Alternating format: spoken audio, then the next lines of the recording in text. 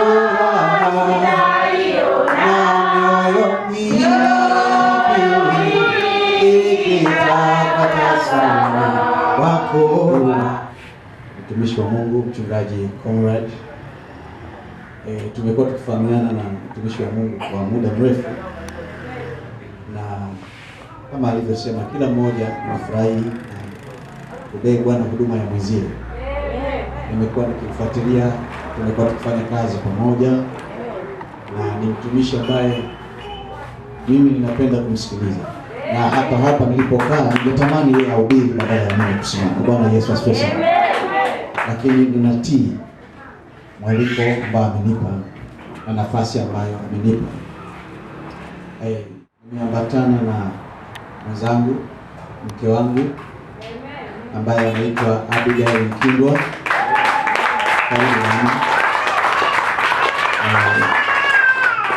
Huyu ndio cheupe dawa wangu.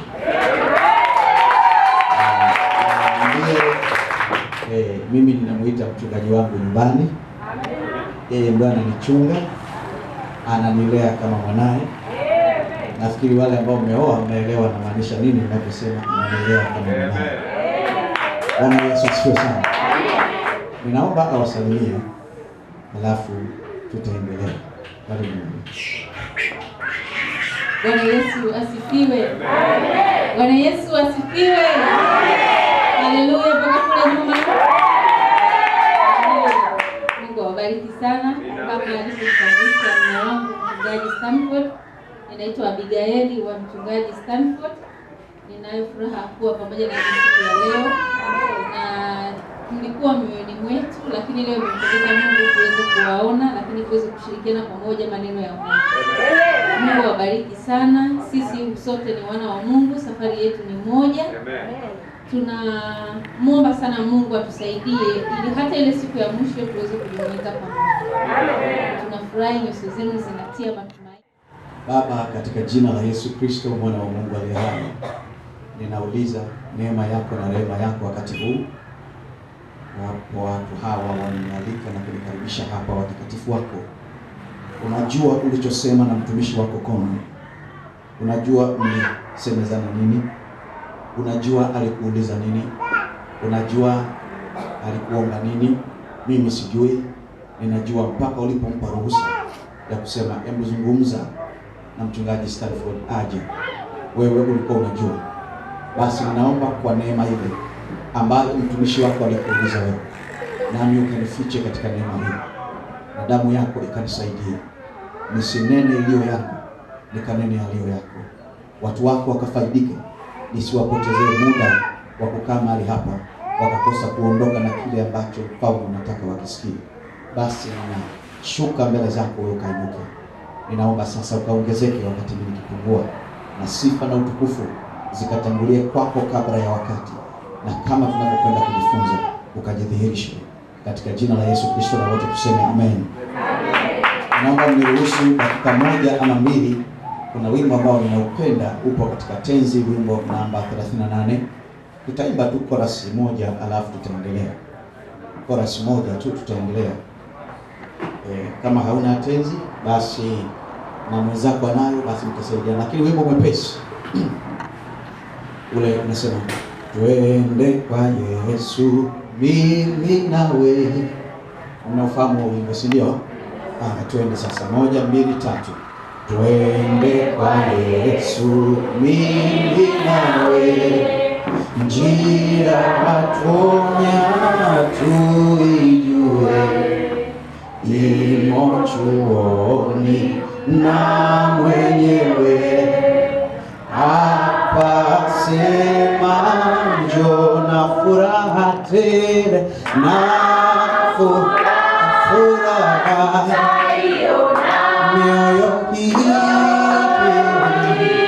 ikitaka sana wako kwako Mwokozi, kuonana milele kuka na furaha tele, na furaha na mioyo ikitaka umetakasa wako kwako Mwokozi, ona milele uka wana na waje atuambia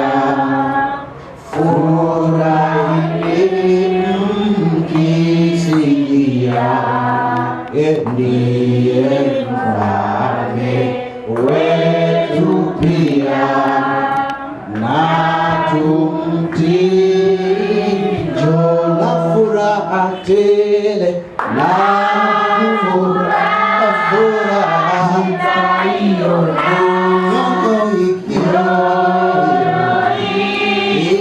ikitakasa wako Mwokozi, kuonana milele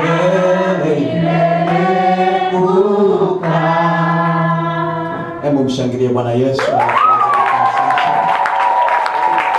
Naomba uweze kukaa katika kiti chako cha neema, na naomba wakati huu uweze kufungua Biblia yako sasa, na kama uko wewe ni mpenzi wa kuandika itakufaidia sana, ninaomba usiache, kwa sababu ni moja kati ya vitu ambavyo huwa ninawaambia mara nyingi hata pale kanisani ninapohudumu.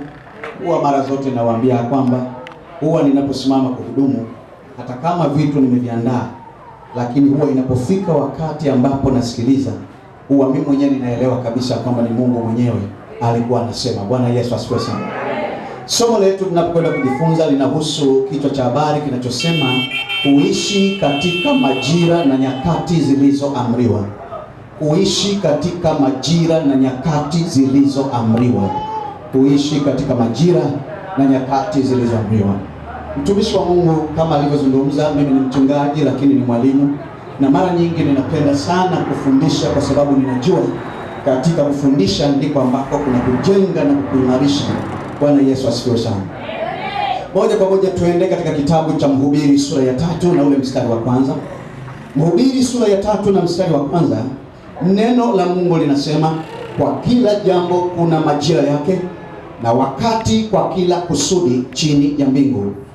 Neno la Mungu linasema, kwa kila jambo kuna majira yake na wakati kwa kila kusudi chini ya mbingu. Mungu anatufundisha na tuambia ni kwamba kuna mambo ya msingi ambayo ni muhimu yajue kama mwana wa Mungu. Jambo la kwanza anasema ya kwamba lazima ujifunze kutambua kuna swala linalohusiana na majira na kuna swala linalohusiana na wakati. Anasema haya mambo mawili, jambo la wakati na jambo la majira, yamefungwa na matukio ambayo huwa yanatokea katika majira hayo, yamefungwa na matukio ambayo huwa yanatokea katika nyakati hizo. Anasema jambo linakwenda na wakati, alafu majira. Anasema kusudi linakwenda na wakati. Sema jambo linakwenda na majira, alafu sema kusudi linakwenda na wakati. Kwa lazima ujifunze kujua ya kwamba wakati Mungu alipokuwa anaumba mbingu na nchi, kila kitu alikipanga katika majira na akakipanga katika wakati.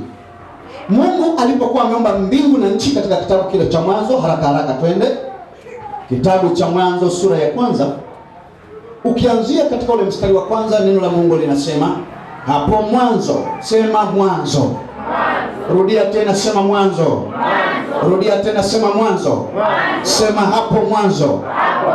Kwa hiyo Mungu aliumba mbingu na nchi ilipokuwa wakati ama majira yalipoitwa mwanzo. Sema mwanzo. Kwa hiyo Mungu majira ya mwanzo yalipotimia, ndipo ambapo akaumba mbingu na nchi. Kila mwanadamu ana majira yake ya kuanza. Kila mwanadamu ana majira yake ya mwanzo. Inapofika wakati ambapo majira yako ni ya kuanza, hakikisha unaanza. Yakifika majira yako ya kuanza, hakikisha unaanza. Majira ya mwanzo ni majira ya kuanza. Sema majira ya mwanzo ni majira ya kuanza.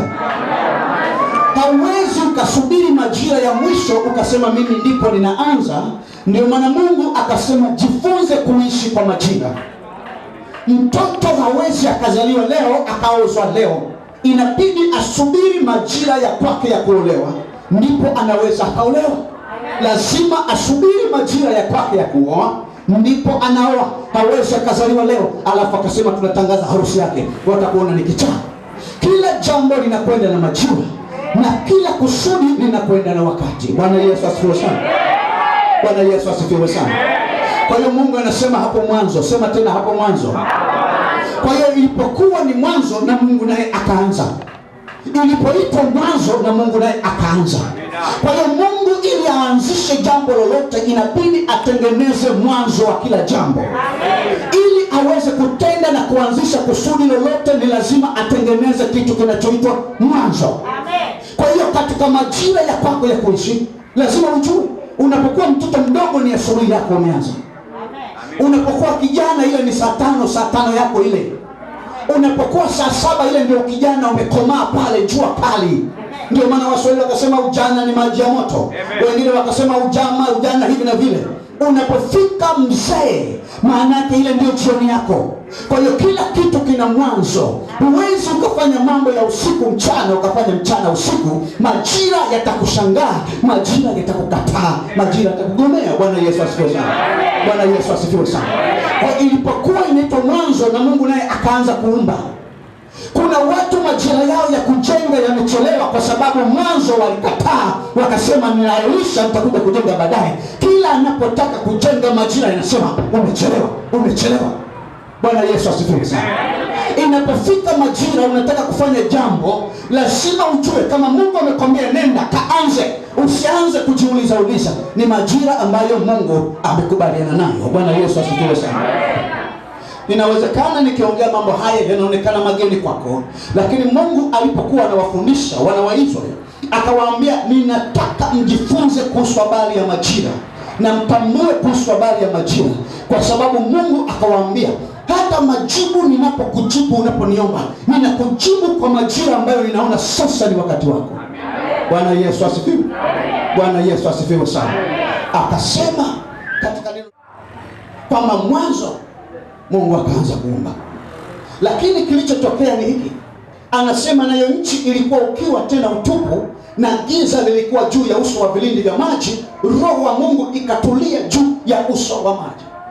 Katika kila mwanzo wa jambo lolote ambalo unafanya maishani mwako, majira yako ya kuanza yanapokuwa yameanza, usitarajie ya kwamba adui atakaa atazame ya kuacha uende kienyeji. Anajua haya ni majira yake ya kuanza, anajua na yeye anaweka giza lake, anaweka utupu wake, anaweka vikwazo vyake, anakuzuia. Watu wengi wameshindwa kupiga hatua majira yao ya kuanza kwa sababu ya vikwazo ambavyo adui anaweka. Ni njema, Mungu akatenga nuru na giza.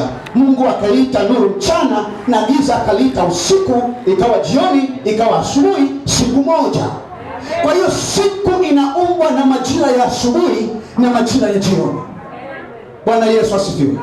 Akasema Mungu akaiona nuru ikawa njema, akatenga nuru na giza. Mungu akaita nuru mchana na giza akaliita usiku, ikawa jioni, ikawa asubuhi, siku moja. Wana wa Israeli walitambua majira na nyakati, na ndio maana siku wao wanaitenga, wanasema inaanza jioni, inaisha asubuhi. Kwa hiyo wao siku yao inaanza jioni, inaisha samani, inaanza jioni, inaisha jioni. Kwa kufuata maandiko ya mstari huu, ikawa jioni, ikawa asubuhi. Kwa hiyo wamegawa siku katika majira yafuatayo. Kuna majira wameagawa ya kuanzia jioni mpaka saa 3, wanaita lindo la kwanza. Mwambie jirani yako lindo la kwanza. Lindo la kwanza. Wakagawa majira ya kutoka saa 3 mpaka saa 6, wanaita lindo la pili. Wakagawa kutoka saa 6 mpaka saa 9, wakaita lindo la 3. Alafu wakagawa kutoka saa 9 mpaka saa 12, wanaita lindo la 4.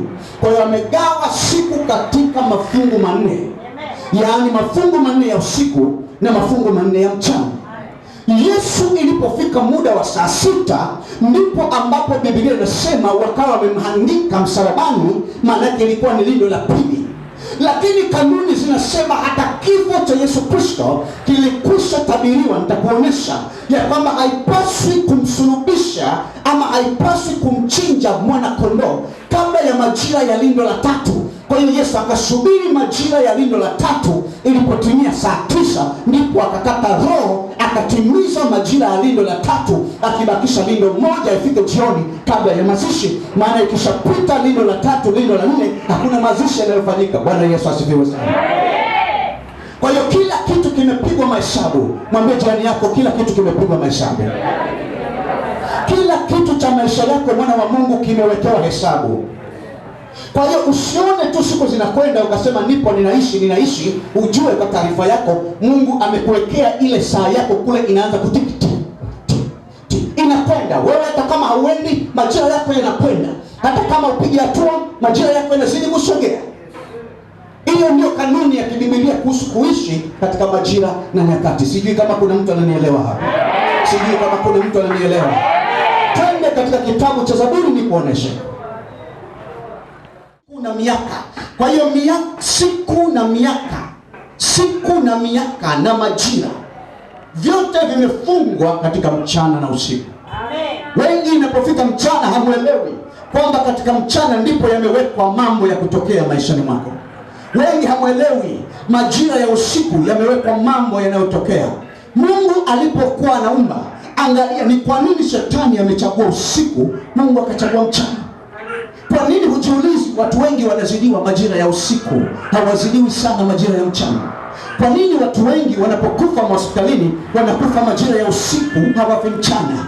Kwa hiyo kuna sababu kwa nini nuru imejitenga na giza, na kwa nini shetani akachagua usiku, akajichagulia giza, na Mungu akachagua nuru. Yesu Kristo alipokuja hakusema jina jingine, akasema mimi ni nuru, maana yake nawakilisha mchana. Akasema na ninyi ni wana wa nuru, mnatembea mchana, mnawakilisha mchana. Mungu, Biblia inasema tena, akasema ya kwamba basi enendeni namna hii mkiukomboa wakati, kwa sababu majira ya usiku yanakuja ambayo mtu hawezi kufanya tena kazi. Bwana Yesu asifiwe. Kwa hiyo unapokuwa katika umri wako wa kuishi, unapokuwa wakati wako wa kuishi ungali mchana, ndio wakati wa kuishi na kutenda kazi. Bwana Yesu asifiwe. Hebu ngeuke jirani yako, muulize, uko majira gani mwenzangu? Bado uko majira ya mchana ama unaelekea jioni? Kama unaamini majira yako ni ya mchana, lazima ujue ndio wakati wa kutekeleza malengo uliyojiwekea. Kwa sababu wakati utafika, chochote utakachogusa kitakwambia majira yako yamepita. Lolote unalolifanya, ndio maana Mungu akasema ufanye wakati bado kungali mchana. Kama kijana, ujue ndio wakati wako wa kutenda mambo wakati bado ukiwa mchana. Bwana Yesu asifiwe. Mungu akasema tena ndio mianga katika anga la mbingu itie nuru juu ya nchi. Ikawa hivyo. Mungu akafanya mianga miwili mikubwa, ule mkubwa utawale mchana na ule mdogo utawale usiku. Ule mkubwa utawale wakati gani? Mchana. Na ule mdogo utawale wakati gani? Kwa hiyo Mungu aliona giza ni majira mabaya, hakuamini giza kiasi kwamba akasema nitaendelea kukulinda giza, nitakuwekea nuru walau imulike tu, usibaki ukawa ni total darkness. Akakataa kusiwe giza totoro. Akaamua walau aiache mwezi iwe inaangaza kama ishara ya kwamba katika maisha ya mwanadamu hakuna giza litakalomfunika likashindwa kuonesha nuru maishani mwa mtu. Kwa hiyo wewe ambaye umeokoka, Biblia inasema umehamishwa kutoka katika giza, umeingizwa katika ufalme wa nuru wa mwana wa pendo lake. Maanake Mungu hataki hata chembe ya giza ikushikilie. Bwana Yesu asifiwe. Bwana Yesu asifiwe sana. Akasema Mungu akafanya mianga. Akasema na ule mdogo utawale usiku, akafanya na nyota. Kwa hiyo amesema ya kwamba katika mambo ya majira akaamua mwezi uwe na wakati wake wa kutawala usiku. Akasema jua liwe na wakati wake wa kutawala mchana. Ndio maana unaona kwa wale ambao ni waabudu wa gizani, walipoona kitu kama namna hii, wakaamua kujisalimisha kwenye giza kwa kuabudu vile ambavyo vinatawala usiku. Ndio wengine unakuta wanaweka nyota na mwezi kama ishara za ibada zao, yani manake wanaabudu majira na nyakati. Bwana Yesu asifiwe. Lakini Mungu hakutufundisha sisi tuabudu majira na nyakati. Ndio maana Yesu alipokuja akasema, tazama majira yanakuja wakati unakuja ambapo ibada hazitaelekea kwenye viashiria vya majira. Ibada itaabudiwa na waabudu halisi ambao watamwabudu mtengeneza majira, watamwabudu aliyeweka majira, ambaye huyo ndio watamwabudu mahali popote, wakati popote, wawe mchana watamwabudu, wawe usiku watamwabudu, hawatasubiri majira. Kwa hiyo Yesu Kristo alipokuja akatengeneza usawa, akaweka balance ili uishi katika majira ya kwake yeye. Sema, ninaishi katika majira ya Kristo yasiyokuwa na mwisho. Bwana Yesu asifiwe sana. Bwana Yesu asifiwe sana. Kwa neno la Mungu linatufundisha kwamba katika haya Mungu aliweka akatenganisha. Kwa hiyo Biblia inatuambia kwamba ikawa jioni ikawa asubuhi siku ya 4. Ndio kutoka hapo Mungu akaanza kuweka vitu. Sitaki kwenda katika uumbaji, nilikuwa na kujengea msingi. Ukisoma katika kitabu kile cha Waefeso sasa 5:16, neno la Mungu linasema, Waefeso 5:16, mkiukomboa wakati. Kwa hiyo Mungu anajua, kwa sababu kusudi limewekwa katika wakati. Ukikomboa wakati, umekomboa kusudi. Kusudi limewekwa katika nini? Wakati. Ukikomboa wakati, unakomboa kusudi. Muulize jirani yako, katika kila siku makusudi mangapi yamekupita? Kwa hiyo kila mara wakati unavyokupita, nitakuonesha huku mbele, itakulazimu utumie nguvu kubwa, na ikiwezekana wakati mwingine upeleke sadaka mbele za Mungu kumwomba akuhuishie majira yako. Ukiacha yapite, nitakuonesha kwenye maandiko. Anasema mkiukomboa wakati, kwa maana zama hizi ni za nini? Za uovu.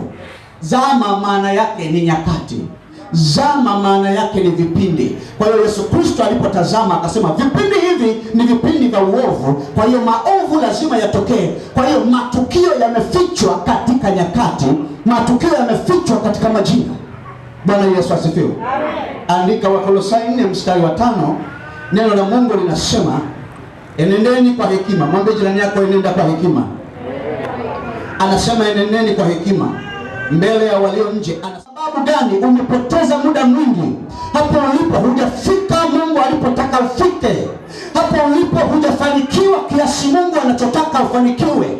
Hapo ulipo hujafikia yale ambayo Mungu amekuandikia uyafikie. Kwa hiyo ulipookoka, Mungu anakuona umechelewa sana, anakuona umekaa nyuma, anakuona umebaki nyuma. Anasema, mwanangu, changamka, komboa wakati. Komboa wakati, acha kupoteza muda. Komboa, usicheze, komboa, acha kucheza, komboa, changamka. Kwa hiyo Mungu alipoona umeokoka, anakwambia sasa changamka. Usikae unapoteza muda, changamka. Ukiwa kazini anasema usikae unapoteza muda, anasema changamka. Ukiwa ni mhubiri wa Injili anasema usipoteze muda, changamka. Kama ni kulea watoto anasema acha kupoteza muda, changamka. Kama hujanunua kiwanja anasema kanunue kiwanja mwanangu, acha kupoteza muda, changamka. Komboa wakati. Sijui kama kuna mtu ananielewa. Kwa hiyo Mungu anasema komboeni wakati. Maana yake anajua kwamba majira yanakwenda haraka, siku zinakimbia haraka. Bwana Yesu asifiwe sana. Bwana Yesu asifiwe. Nikiwa kule kanisani kwangu huwa ninakwenda taratibu sana. Hapa ninakimbia kidogo ili walau changamke, lakini sio kusudi langu, na kwa sababu ya muda. Bwana Yesu asifiwe. Huwa kanisani kwangu nikifundisha ni masaa 2.5, hapo ndio nasema sasa walau. Bwana Yesu asifiwe sana. Kwa hiyo hapa saa 1:20 kwangu naona nimeambiwa nihubiri, sio kufundisha. Bwana Yesu asifiwe. Twende katika Zaburi ya 139. Nataka nikuoneshe leo, ukitoka hapa uondoke na hasira, uanze kutafakari mambo ambayo umeyapotezea wakati. Zaburi ya 139, neno la Mungu linazungumza maneno yafuatayo. Mstari wa 16. Naomba katika mstari huu wa 16 nikusomee Biblia inayoitwa Biblia ya Habari Njema, ni toleo la Kiswahili cha sasa, ili uweze kupata picha halisi. Mstari wa 16 unasema, wewe uliniona hata kabla sijazaliwa. Hata kabla, sema kabla. Kwa hiyo Mungu alikwisha kuona kwa jina lako tangu ukiwa kabla hujatoka, kabla hujazaliwa. Anaposema kabla haujazaliwa, maana yake yumkini ukiwa bado uko tumboni mama yako. Mungu anasema mimi tayari nilikusha kuona. Alafu anasema alipokuona ukiwa tumboni mwa mama yako, anasema hivi, uliandika kila kitu kitabuni mwako. Sema, kila kitu kinachonihusu mimi kimeandikwa katika kitabu chake Mungu. Kwa hiyo lazima utambue kwamba kama Mungu alikuona kabla hujazaliwa, akaona ya kwamba kuna mambo yanayokuhusu wewe, lazima akuandikie. Kwa hiyo akaandika. Baba anapokuwa anaandaa mazingira ya mtoto kuja kuwa mrithi, anaandaa kitu kinachoitwa wosia. Anasema, mimi ninakwenda lakini nakuachia hiki, fulani atamiliki hiki, yule atamiliki hiki. Kwa anaandaa mazingira ya wewe unapokuja uweze kutembea katika kila alichokuandalia. Bwana Yesu asifiwe sana. Kwa hiyo Biblia inasema kwamba uliandika kila kitu kitabuni mwako. Sikiliza maneno yanayofuatia. Siku zangu zote ulizipanga. Sema, siku zangu zote zimepangika. Sema, siku zangu zote zimepangwa. Kwa hiyo lazima ujue kwamba maisha yako hujazaliwa kama bahati mbaya, kama ajali ya gari iliyotokea barabarani tu. Lazima ujue maisha yako sio ajali. Hata kama hukuzaliwa kwa baba na mama waliofunga ndoa, usizani umekuja duniani kwa bahati mbaya. Hata kama ulizaliwa kilabuni, lakini usizania ya kwamba ulikuja duniani kwa bahati mbaya, kwa sababu Mungu ndio ambaye ameandika siku zako na amezipanga. Bwana Yesu asifiwe sana. Anasema hivi, hata kabla ya kuweko ile ya kwanza. Hata kabla ya kuweko ile ya nini? Sasa swali jiulize, hapo ulipofika ni mangapi ambayo unajua kabisa Mungu alikwisha kuandikia kwenye kitabu chake lakini bado hayajatimia? Ni mangapi ambayo una hakika Mungu aliyoyaandika kwenye kitabu chake umeyatimiza? Bwana Yesu asifiwe sana. Kwa hiyo Mungu amepanga kila kitu katika majira na wakati wake. Na ndio maana nikurudisha nyuma, anasema ule mstari wa 13 katika hiyo Zaburi 139, wewe umeniumba mwili wangu wote, ulinitengeneza tumboni mwa mama yangu. Alafu kwenye mstari wa 12 anasema, kwako wewe giza si giza hata kidogo, na usiku wang'aa kama mchana. Kwa hiyo anasema ya kwamba kwako japokuwa umeweka majira, ninapokimbilia kwako wewe hakuna majira ya giza yatakayonificha, kwa sababu kwako wewe mchana si mchana na usiku si usiku. Kwako ni wakati wote ni sawa, kwa maana nuru yako inaangaza majira yote. Bwana Yesu asifiwe. Bwana Yesu asifiwe. Ukisoma sasa katika kitabu kile cha Mwanzo 17 mstari wa 21, mtumishi wa Mungu Ibrahim alipokuwa amemwoa mke wake, tangu ujana wake akaishi na mke wake, hawakuwa wamepata mtoto. Hawakuelewa tatizo, kwa nini hakupata mtoto. Hawakujua shida ni nini, kwa nini hawakuwa wamepata mtoto. Majira ya kuzaa ya Ibrahimu yalipopita, Mungu ikabidi amtengenezee majira mapya ya kuzaa. Amen. Kwa hiyo lazima, nilikwambia pale mwanzo, usipokuwa makini, majira yakipita itakulazimu uchukue muda kidogo Bwana aangaike kukutengenezea tena majira mengine. Na ndio maana nasisitiza, nasema usisubiri majira yako yakupite. Wewe huwa tangulia kuwa mjanja, yawahi majira yako. Kabla mambo wakati wake hujafika, wewe yawahi, tambua, tekeleza kwa wakati wake. Mwanzo 17:21 anasema hivi, bali agano langu nitalifanya imara kwa Isaka, ambaye Sara atakuzalia majira kama haya. Kwa hiyo Mungu hakumpa tarehe, hakumpa dakika, hakumpa saa, ilikuwa saa fulani. Akasema nataka uangalie majira kama haya. Yumkini alikuwa ni majira ya mvua, akamwambia majira ya mvua atakaponyesha kama haya, ujue mtoto anakwenda kuzaliwa. Kwa hiyo kwa lugha nyepesi, mtoto alifichwa kwenye majira kama haya.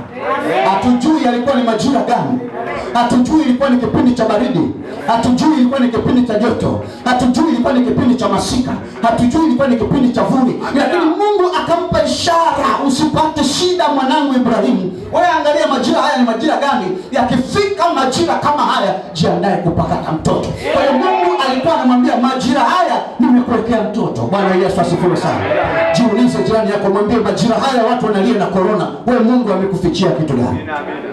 Majira haya Mungu amekuandalia nini? Majira ya mwaka huu 2021 hawajui wanakwenda na majira. Dunia inawatengenezea majira ya kwake ya giza, Mungu ana majira ya kwake yeye. Kwa hiyo dunia sasa hivi imekamata watu na kuwatesa na corona, wakidhani ya kwamba ni ugonjwa linalosumbua. Korona sio ugonjwa unaosumbua. Majira ya sasa yameandaliwa kuua watu. Majira ya sasa yameandaliwa kuteketeza watu. Lakini Mungu amesema enendeni ulimwenguni mkazae mpate kuongezeka. Dunia ya giza inasema tupunguze watu. Kwa hiyo wanaandaa majira ya giza ili kuleta maiti, watu wafe. Korona ni sababu tu, kisababishi cha kuangamiza watu. Lakini majira haya watu wanakufa. Unasikia huko nje wanatengeneza mabilioni ya dola kwa kutumia hizo chanjo zinazoitwa ni chanjo za korona. Kwa hiyo walitengeneza majira kwa ajili ya kutengeneza faida ya gizani. Mwana wa Mungu anapoingia katika majira haya, na yeye anapaswa muulize Mungu, katika majira ambayo dunia ina hofu, umeniendelea kitu gani kama mtoto wako? Majira haya umenifichia package gani? Wakati ambapo umemaliza shule unasema kazi hakuna, muulize Mungu, katika majira haya kazi hakuna, mimi umeniandalia kitu gani? Kwa hiyo Mungu alikuwa anamwambia Ibrahimu, nimekufichia mtoto katika majira. Majira yakifika, chochote kile ambacho nimekukusudia kitatokea lazima.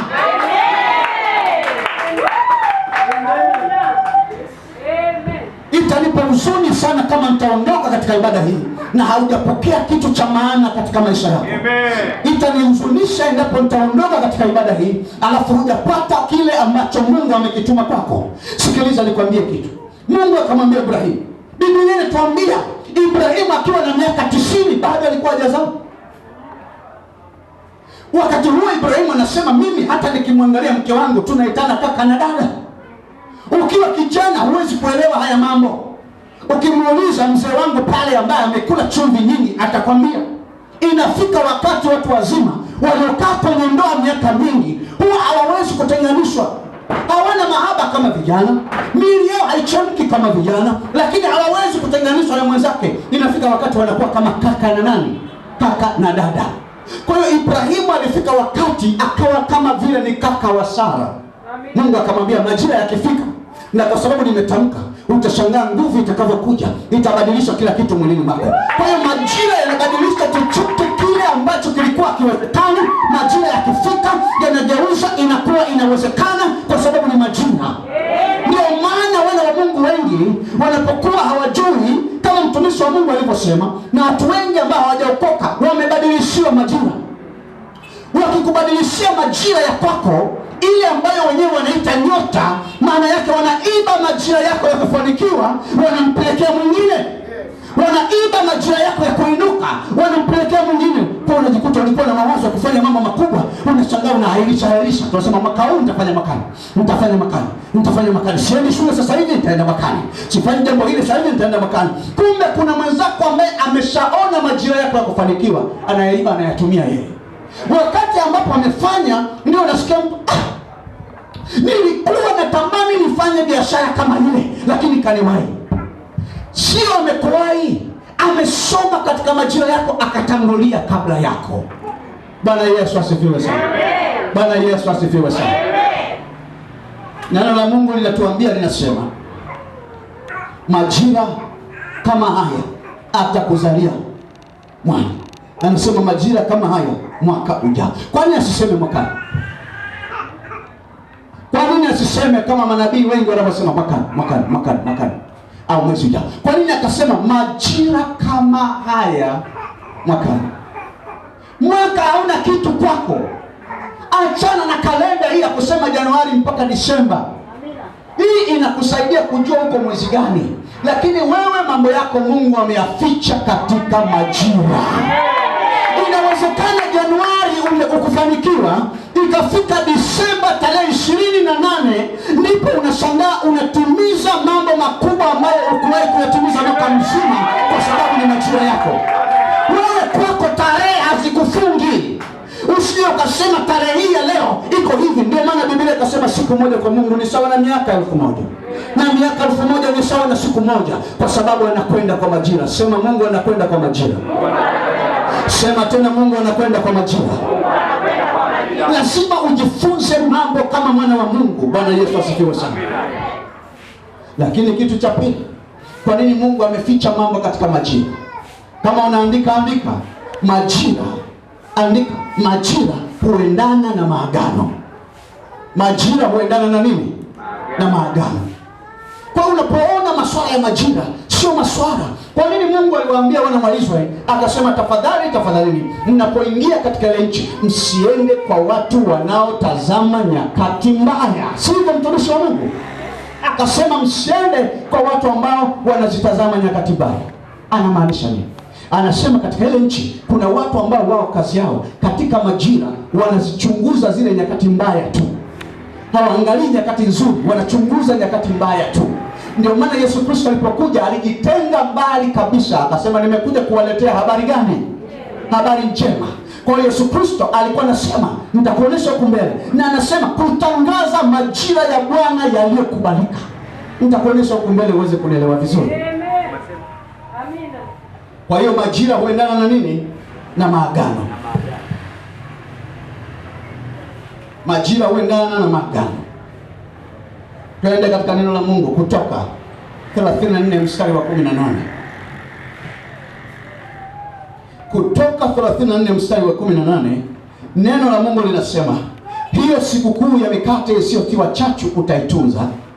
Utakula mikate isiyotiwa chachu muda wa siku 7 kama nilivyokuagiza, kwa majira yaliyoaganwa. Sio tu wakati wowote.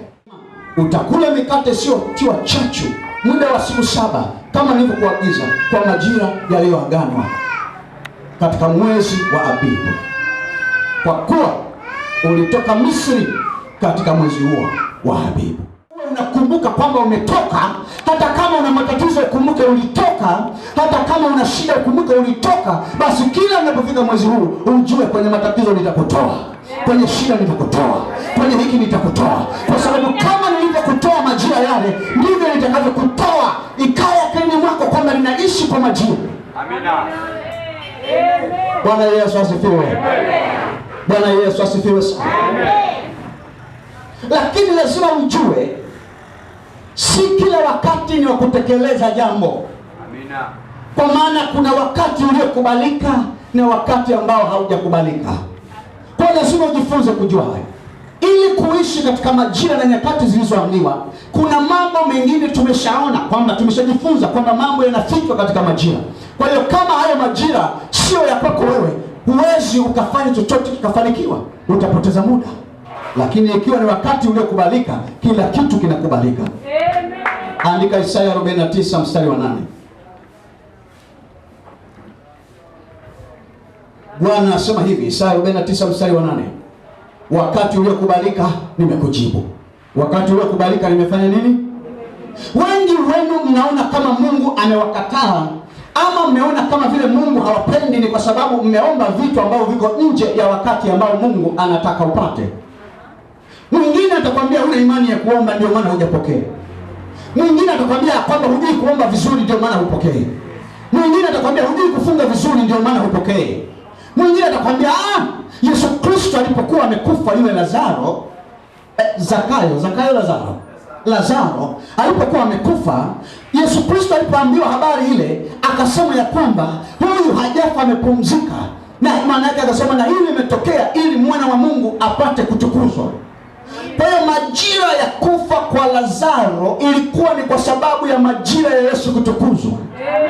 Ndio maana alipofika hayo majira, Yesu akisoma kwenye majira ya Lazaro, haoni kwamba wakati wake wa kufa umefika, anaona bado wakati wake wa kuishi huko. Kwa hiyo wale wanakuja taarifa ya kifo wakisema Lazaro amekufa, Yesu akiangalia rohoni anaona Lazaro yuko hai. Huko duniani wanasema amekufa. Lazaro akiangalia, Yesu akimwangalia Lazaro na mwana yuko hai, akasema hajafa huyu, amefanya nini? Amelala. Maana yake bado. Maana yake hii ni sawasawa na kusema ya kwamba tumeweka pause. Kwa hiyo zile siku 4 ambazo Lazaro walikuwa wanasema amekufa, actually alikuwa amelala usingizi kwa siku 4 katika ulimwengu wa roho. Yesu Kristo alipokwenda akamwambia Lazaro fufuka, akasema Lazaro nini? Amka. Kwa maana alikuwa amelala katika hali majira kwa muda wa siku 4. Amen. Lazima ujifunze haya mambo. Amen. Kwa hiyo neno la Mungu linatuambia hapo, linasema ya kwamba katika wakati uliokubalika nimefanya nini?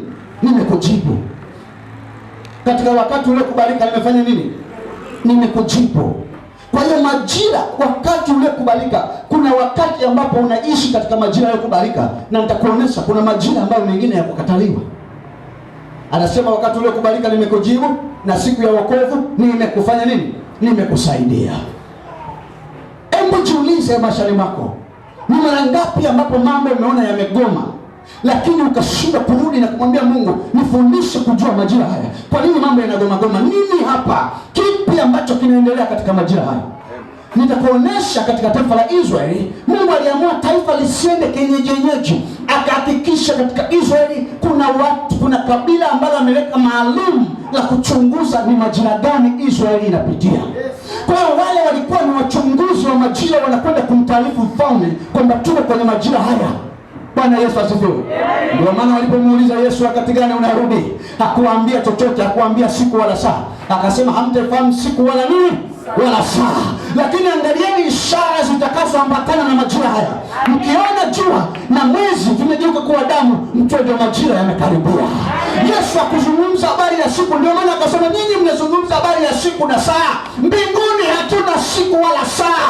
Ndio maana hata mwana wa Adamu hajui siku wala saa. Sisi tunaenda kwa majira na nyakati. Unaposoma Biblia, mwingine anasema Yesu akasema mwana wa Adamu hajui siku wala saa. Hiyo iko kwa Baba. Maana yake maana yake hata Yesu hajui. Yesu ajue siku ya kuja kukomboa wewe, asijue anarudi lini. Aseme naenda kukuandalia makao, asijue anarudi lini. Nani huyu amekuwa kipofu kama wewe? Yesu huyu ni Mungu, hawezi kuwa kipofu kama mimi na wewe. Anajua kila kitu. Ila alikuwa anawaambia mnazungumza mwilini, mimi ninazungumza rohoni. Akasema kama ambavyo mnaniona ninapaa, ndivyo mtakavyoniona ninarudi. Maana yake majira haya niliyopaa, lakini alama ndio majira nitakayorudi wakati huo. Oh, glory to God. Glory to God. Glory to God. Lazima ujifunze mambo ya msingi kama haya. Glory to God. Akasema wakati uliokubalika nimekujibu, na siku ya wokovu nimekusaidia, nami nitakuhifadhi. Alafu anasema nitakutoa wewe uwe agano la watu hawa, na kuinua nchi hii, na kuwarithisha urithi uliokuwa ukiwa. Kwa hiyo kuna majira ambayo Mungu aliona taifa la Israeli limepita katika ukiwa mwingi. Akasema hichi kipindi cha ukiwa hakijapita bure. Majira haya ya ukiwa hayajapita bure. Majira haya ya kukosa hela hayajapita bure. Majira haya wakati mwingine huna kitu hayajapita bure. Majira ambayo unaona kama umechelewa hayajapita bure. Mungu anasema nasubiria wakati ambao ukifika, jambo ambalo nitakutendea litashangaza ulimwengu. Watashangaa, watajiuliza imekuaje? Kumbe Mungu alikuwa anayaacha majira ya ukiwa yapite ili atende jambo litakaloshangaza. Waseme imekuaje jambo hili?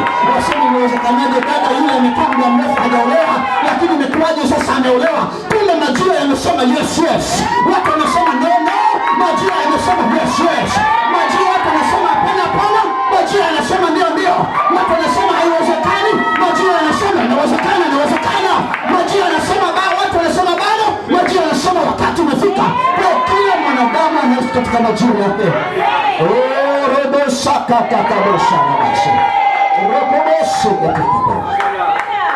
Si mambo ya kuchezea hayo. Unapokuwa uko na mtoto wako, umezaa mtoto wako, kwa sababu umefahamu kwamba kuna swala la kuishi kwa majira, unabandika kichwani kwa mtoto wako. Unasema wewe mwanangu, katika maisha yako utaishi katika majira ya Bwana yaliyoamriwa. Hakuna majira yako yatakayokupita. Hakuna neema yako itakayoondoka. Majira yote aliyokuamulia Bwana yatatimia kwako. Hakuna mwishi atakayeiba majira yako. Hakuna atakayekubadilishia majira yako, kwa sababu Bwana ameyawekea muhuri majira yako, na kwa wakati ulioamuliwa utafika, utakuwa mkuu. Hakuna mganga wala mchawi atakayeiba majira yako, kwa sababu yameamuliwa na Bwana. Unatembea na moyo na ujasiri, alafu unajiuliza, lakini wengi hatufanyi mambo kama haya. Na unasema huyu mtoto haeleweki. Nafikiri ana kichwa kama cha babu yake. Naona si mwelewi. Tabia yake ni kama ya babu yake. Maana yake unayachukua majira ya babu yako aliyoishi yeye, unasema yale majira ya babu yake unayahamishia haya. Ndio maana unakuta ukoo mmoja una namna ile kwenda, kwa sababu wanasema sisi ndio ukoo wetu ulivyo. Maana yake mmefungwa majira, mnaishi majira ya nyuma. Robo shakatakabosh. Jesus, glory to God. Sema kwa jina la Yesu Kristo, ninakataa kuishi majira ya mtu mwingine. Sema kwa jina la Yesu Kristo, majira yangu yaliyoamriwa yakatimie kwa jina la Yesu. Hakuna atakayetembea katika majira yangu. Hakuna atakayefanikiwa kwa sababu ya majira yangu. Sema kwa jina la Yesu, ninakataa kucheleweshewa majira. Ninakataa kuibiwa majira yangu. Nasema kwa jina la Yesu, nitakaa nikikesha ili kuyajua majira na nyakati zangu. Hebu mpigie Yesu makofi. Wangapi wanasema mtumishi inatosha, ishia hapo? Wangapi wanasema mtumishi tunataka uendelee? Glory to God. Kwa anasema wakati ule kubalika. Kwa kuna mwingine anakuta anaenda kwa mchumba huyu anakataliwa. Anakwenda kwa mchumba huyu anakataliwa. Anazunguka kwa John anakataliwa. Anazunguka kwa James anakataliwa. Anazunguka kwa Moses anakataliwa. Anasema nina mkosi gani? Kumbe unaharakisha, unakwenda wapi? Majira yako bado, hata haraka. Tulia kwa Bwana. Kijana anakwenda naenda anasema nimemchumbia binti fulani kanikataa. Nimemchumbia binti fulani amenikataa. Nimemchumbia amenikataa. Kwa sababu unataka ulazimishe majira ya kwako. Majira yakiwa sio ya kwako utapigwa vibuti. Subiri majira yako atulie, utapata unachotaka. Mwambie jirani yako ninajisikia zawadi ya kuishi miaka 150. Maana yake utazaa ukiwa na miaka fulani, alafu watoto wako watazaa mpaka wanaota mvi, wewe bado uko hai. Unajuaje? Una haraka wapi? Unakwenda wapi? Mtumishi wa Mungu amezungumza hapa. Kuna wengine mpaka sasa wanaomba katika maombi yao, wanasema Yesu urudi sasa hivi. Yesu urudi sasa hivi. Huyo mtu nikimuona namwambia wewe, kama unataka arudi sasa hivi uende mwenyewe. Una haraka wapi? Una haraka nini? Mungu amesema ninapendezwa na watakatifu waliopo wapi? Wewe unataka mkatishe Mungu asiseme ninapendezwa na watakatifu waliopo duniani. Unasema napendezwa na Mungu. Hana mpango wa harakisha wewe kwenda mbinguni. Anataka usubiri. Yeye amesema kabisa majira akifika mimi nitakuja. Wewe unataka uharakishe. Mwambie jirani yako acha kuharakisha. Acha kuharakisha. Bwana Yesu asifiwe sana. Bwana Yesu asifiwe sana. Alikuwa hajajua ya kwamba Mungu alikuwa anatengeneza, amemwendelea majira mazuri. Yule mzazi akawa anahangaika, anasema toto hili ni failure kabisa. Toto hili halina akili kama ya baba yake. Toto hili ni ovyo kabisa. Akaanza kueleza watu, mimi nilipokuwa darasa la kwanza nilikuwa narushwa madarasa. Napelekwa darasa. Nilipokuwa na miaka hii nikarushwa. Akasema huyu mtoto ana laana ya babu na bibi, wamemroga, wamempa namna. Akaanza kuhangaika. Yule mtoto akabaki kama hajielewi. Lakini siku ambapo yule mzazi amekaa nyumbani, akaja kusikia taarifa kutoka shuleni kwamba bwana, tuna taarifa ya mwanao. Yule mzazi akasema naona inawezekana yule mtoto amefanya jambo baya. Akataka kukata tamaa, akataka kuzimia. Wakamwambia usiogope, tuna taarifa njema kuhusu mtoto wako. Wakasema kuna taarifa gani kuhusu mtoto wangu? Akasema katika kipindi hiki mtoto wako kumbe kila akija shule hapendi kukaa kusikiliza, ama akisikiliza kumbe huko chini huwa anachora aina fulani ya michoro. Sasa amegundua kakitu kadogodogo ambako ni kandege kadogodogo kama karatasi, amefunga na mota na kanaruka. Kwa hiyo tumechukua ile ndege, tunataka tumpeleke kwa mkuu wa mkoa apate udhamini aende kwenye shule zile za masuala ya engineering mapema, asiendelee na shule hii. Kwa hiyo wakapeleka yule mtoto akavushwa kutoka darasa la 3 akapelekwa, sio darasa la 7, akapelekwa katika vyuo vya masuala ya engineering, akaanza kugundua, na baadaye yule mtoto akawa ni mtengeneza ndege. Kwa hiyo alipokuwa mtu mzima, aliposikia habari akamwambia baba, wewe unasema ulirushwa madarasa, kwamba ulipokuwa darasa la kwanza akakupeleka la 3, la 3 ukapelekwa la 5, la 5 ukapelekwa la 7, lakini ulipofika sekondari ulisoma miaka yote 4. Ulipoenda kidato cha 5 na 6 ukasoma miaka yote 2. Ulipofika chuo kikuu ukasoma miaka yote 3. Sasa mimi sikusoma form 4. Mimi sikusoma form 5 na form 6. Nimerushwa na mimi sasa ni engineer. Haya nikuulize wewe na mimi nani mwenye akili njema? Glory to God. Glory to God. Mara nyingi sana lazima ujifunze kutambua. Na kuna wazazi wengine wamevuruga watoto wao kwa sababu ya kutokujua. Amekaa na watoto 3 ama 4. Anamwangalia mtoto mmoja na mwana mtoto mzito huyo. Hana akili. Yeye anasema nakapenda haka kana akili sana. Nakapenda haka kuna akili sana. Lakini historia inatufundisha tofauti. Kila mtu ana majira yake. Wacha nikupe mfano mdogo utaweza kunielewa. Watoto wawili, mmoja mkubwa mmoja mdogo. Walikuwa wamelelewa. Lakini mmoja akawa mzito kichwani. Mmoja ana akili kama mimi. Kadogo kana akili. Na wazazi wengi tunapenda katoto kwenye akili sana. Si umeona kwenye mitandao kale katoto kanaulizwa habari ya hesabu, kila mmoja anataka kaone, wanapenda. Sasa huyu mmoja mwenye akili akasoma akavuka akaondoka pale nyumbani. Hayupo nyumbani. Ile familia yule mama akawa mzee. Sasa anahitaji mtu wa kukaa naye pale nyumbani. Yule kijana ambaye alikuwa anamwona mzito sasa ndio anamtunza pale nyumbani, anamlea. Yule mama anasema, "La, mimi nilikuwa nafurahia mtoto mwenye akili ambaye anaenda haraka anasoma shule. Huyu ambaye nilikuwa namuona mzito nilikuwa namuona kama hafai. Sasa yule mwenye akili kaenda na maisha yake huko, harudi nyumbani kirahisi. Na yeye mzee umri umeenda, anahitaji kuhudumiwa pale. Yule kijana ambaye alikuwa mzito ndio yuko nyumbani pale anafanya kila kitu." Swali la kujiuliza, yule aliyesoma ambaye yuko mbali na huyo ambaye anakuhudumia kila siku pale nyumbani, nani mwenye faida kubwa? Kwa hiyo kila kitu Mungu amekusudia kwa sababu yake.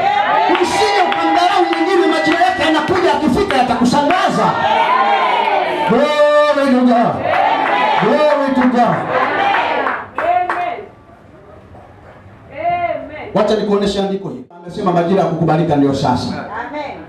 Kwa hiyo kuna majira, kuna wakati uliokubalika. Lakini pia katika majira, angalia hapa. Andika Luka sura ya kwanza mstari wa 26. Nataka nikuoneshe kitu cha ajabu mno. Kitu cha ajabu mno. Amen. Katika kitabu kile cha Luka sura ya kwanza mstari wa 26.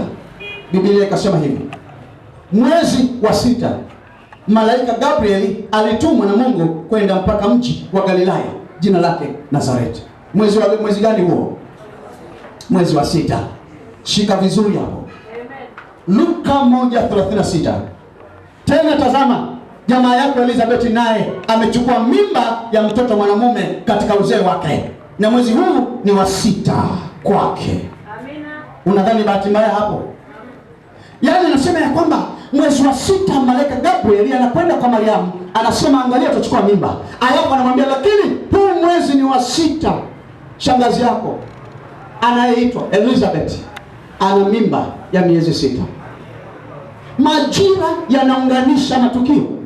Amina. Wakati ambapo kuna wengine ambapo nikupe tafsiri hii unielewe. Amen. Mbingu ilikuwa imeandika majira fulani, mwaka fulani Yesu atazaliwa. Lakini Yesu atazaliwa kutoka kwa mwanamke anayeitwa Mariamu. Ili azaliwe kwa mwanamke anayeitwa Mariamu, ni lazima huyu Mariamu wakati huo awe bikira. Na ili awe bikira lazima awe binti. Kwa hiyo Mariamu alichelewa kuzaliwa, sio kwa sababu alichelewa kuzaliwa, alichelewa kuzaliwa ili wakati ambapo Yesu anakuja awe bado binti, hajakutana na kijana. Amen. Shika hiyo. Lakini iliandikwa ya kwamba wakati ambapo huyu anazaliwa lazima awepo mtangulizi wake. Lakini huyo mtangulizi wake lazima awe na yeye ndiyo mtoto wa kwanza. Amen. Yesu wa kwanza, na huyo anayezaliwa awe mtoto wa nini? Mtoto wa kwanza. Na ili awe mtoto wa kwanza, haitakuwa vyema sana akatoka nje ya utaratibu wa kikuhani, kwa sababu kuhani ndio anayempokea kuhani mwenzie. Ofisi ya kikuhani ndio inayokaribisha kuhani. Ofisi ya kikuhani hakaribishi shemasi. Ofisi ya kikuhani hakaribishi muumini. Mungu akaamua atoke katika kuhani kumkaribisha kuhani mkuu. Ndio maana unaona Biblia inasema kwa ikabidi asubirishwe kuhani mmoja ambaye ni wa familia ya ukoo wa Daudi, ambaye ndio kuhani peke yake aliyebaki. Kwa ilibidi Mungu acheleweshe huyu kuhani, amcheleweshe kupata mtoto, kwa maana asikipata huyu kuhani hakuna kuhani mwingine wa ukoo wa Daudi atakayekuja kuzaa, upango utaharibika. Twende pamoja? Twende vizuri hapo. Kwa hiyo akatazama amebaki kuhani pekee. Kwa hiyo huyu kuhani ili mpango utimie inabidi asubirishwe. Maana akiwahi kupata mtoto hatakuwa mtoto wa kwanza, atakuwa wa 3 ama wa 5 ama wa 6. Na mbingu imesema anatakiwa mtoto wa kwanza. Kwa hiyo majira yake yakasogezwa mbele. Amen. Kwa hiyo aliposogezwa mbele inamsubiria huyo. Kuna watu wengine kwa sababu ya kutokujua kule duniani, mmeunganisha hatima ya mtu, na hapo nataka niongee vizuri kidogo ili ieleweke vizuri. Mfano mdogo hapa. Kuna wengine yumkini alikusudiwa aoe mwaka 2018, lakini ilipofika ule mwaka ama kabla ya mwaka akajikuta ameingia katika maunganiko na mahusiano ambayo na mtu mwingine ambaye hakupaswa kuwa wa kwake, kwa sababu ameingia katika mahusiano na mtu mwingine ambaye ana hatima pengine ya miaka mingi mbeleni. Mbingu imewaunganisha, sio halali, amejiunganisha isivyo halali, kwa amefungwa hatima yake mpaka aondokane na yule, ndipo yaende. Sasa bahati mbaya, kama amefunga kanisani kwa makosa, hapo atabaki na huyo mke mpaka wakati wote. Lakini yule ambaye hajaoa amejikuta tu mchumba, amejichelewesha mwenyewe. Kwa hiyo unakuta haolewi, si kwa sababu sio mzuri, ila kwa sababu amejiunganisha na majira ya mtu mwingine ambayo sio wakati wake. Kwa hiyo yule kule mpenzi wake ambaye alikusudiwa aje kumwoa anacheleweshwa kwanza mpaka amalizane na hii. Bwana Yesu asifiwe sana. Kwa hiyo majira ni kitu cha msingi sana. Muda haunitoshi ningekuonesha.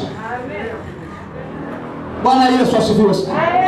Kwa hiyo neno la Mungu linasema, tena tazama jamaa yako Elizabeth naye amechukua mimba ya mtoto mwanamume katika uzee wake, na mwezi huu ni wa 6 kwake yeye aliyeitwa tasa. Lakini tumeona kuna wakati uliokubalika, kuna majira ambayo yanaendana, lakini pia kuna mwaka uliokubalika.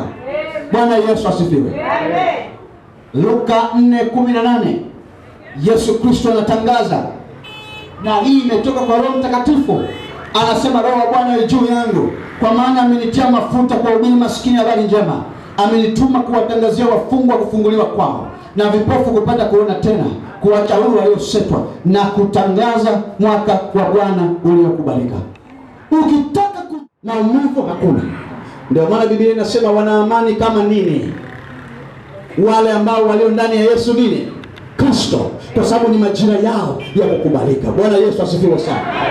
Lakini neno la Mungu linazungumza, linasema hivi, katika masuala ya maisha, kila unachopanga kufanya zingatia mambo haya yafuatayo.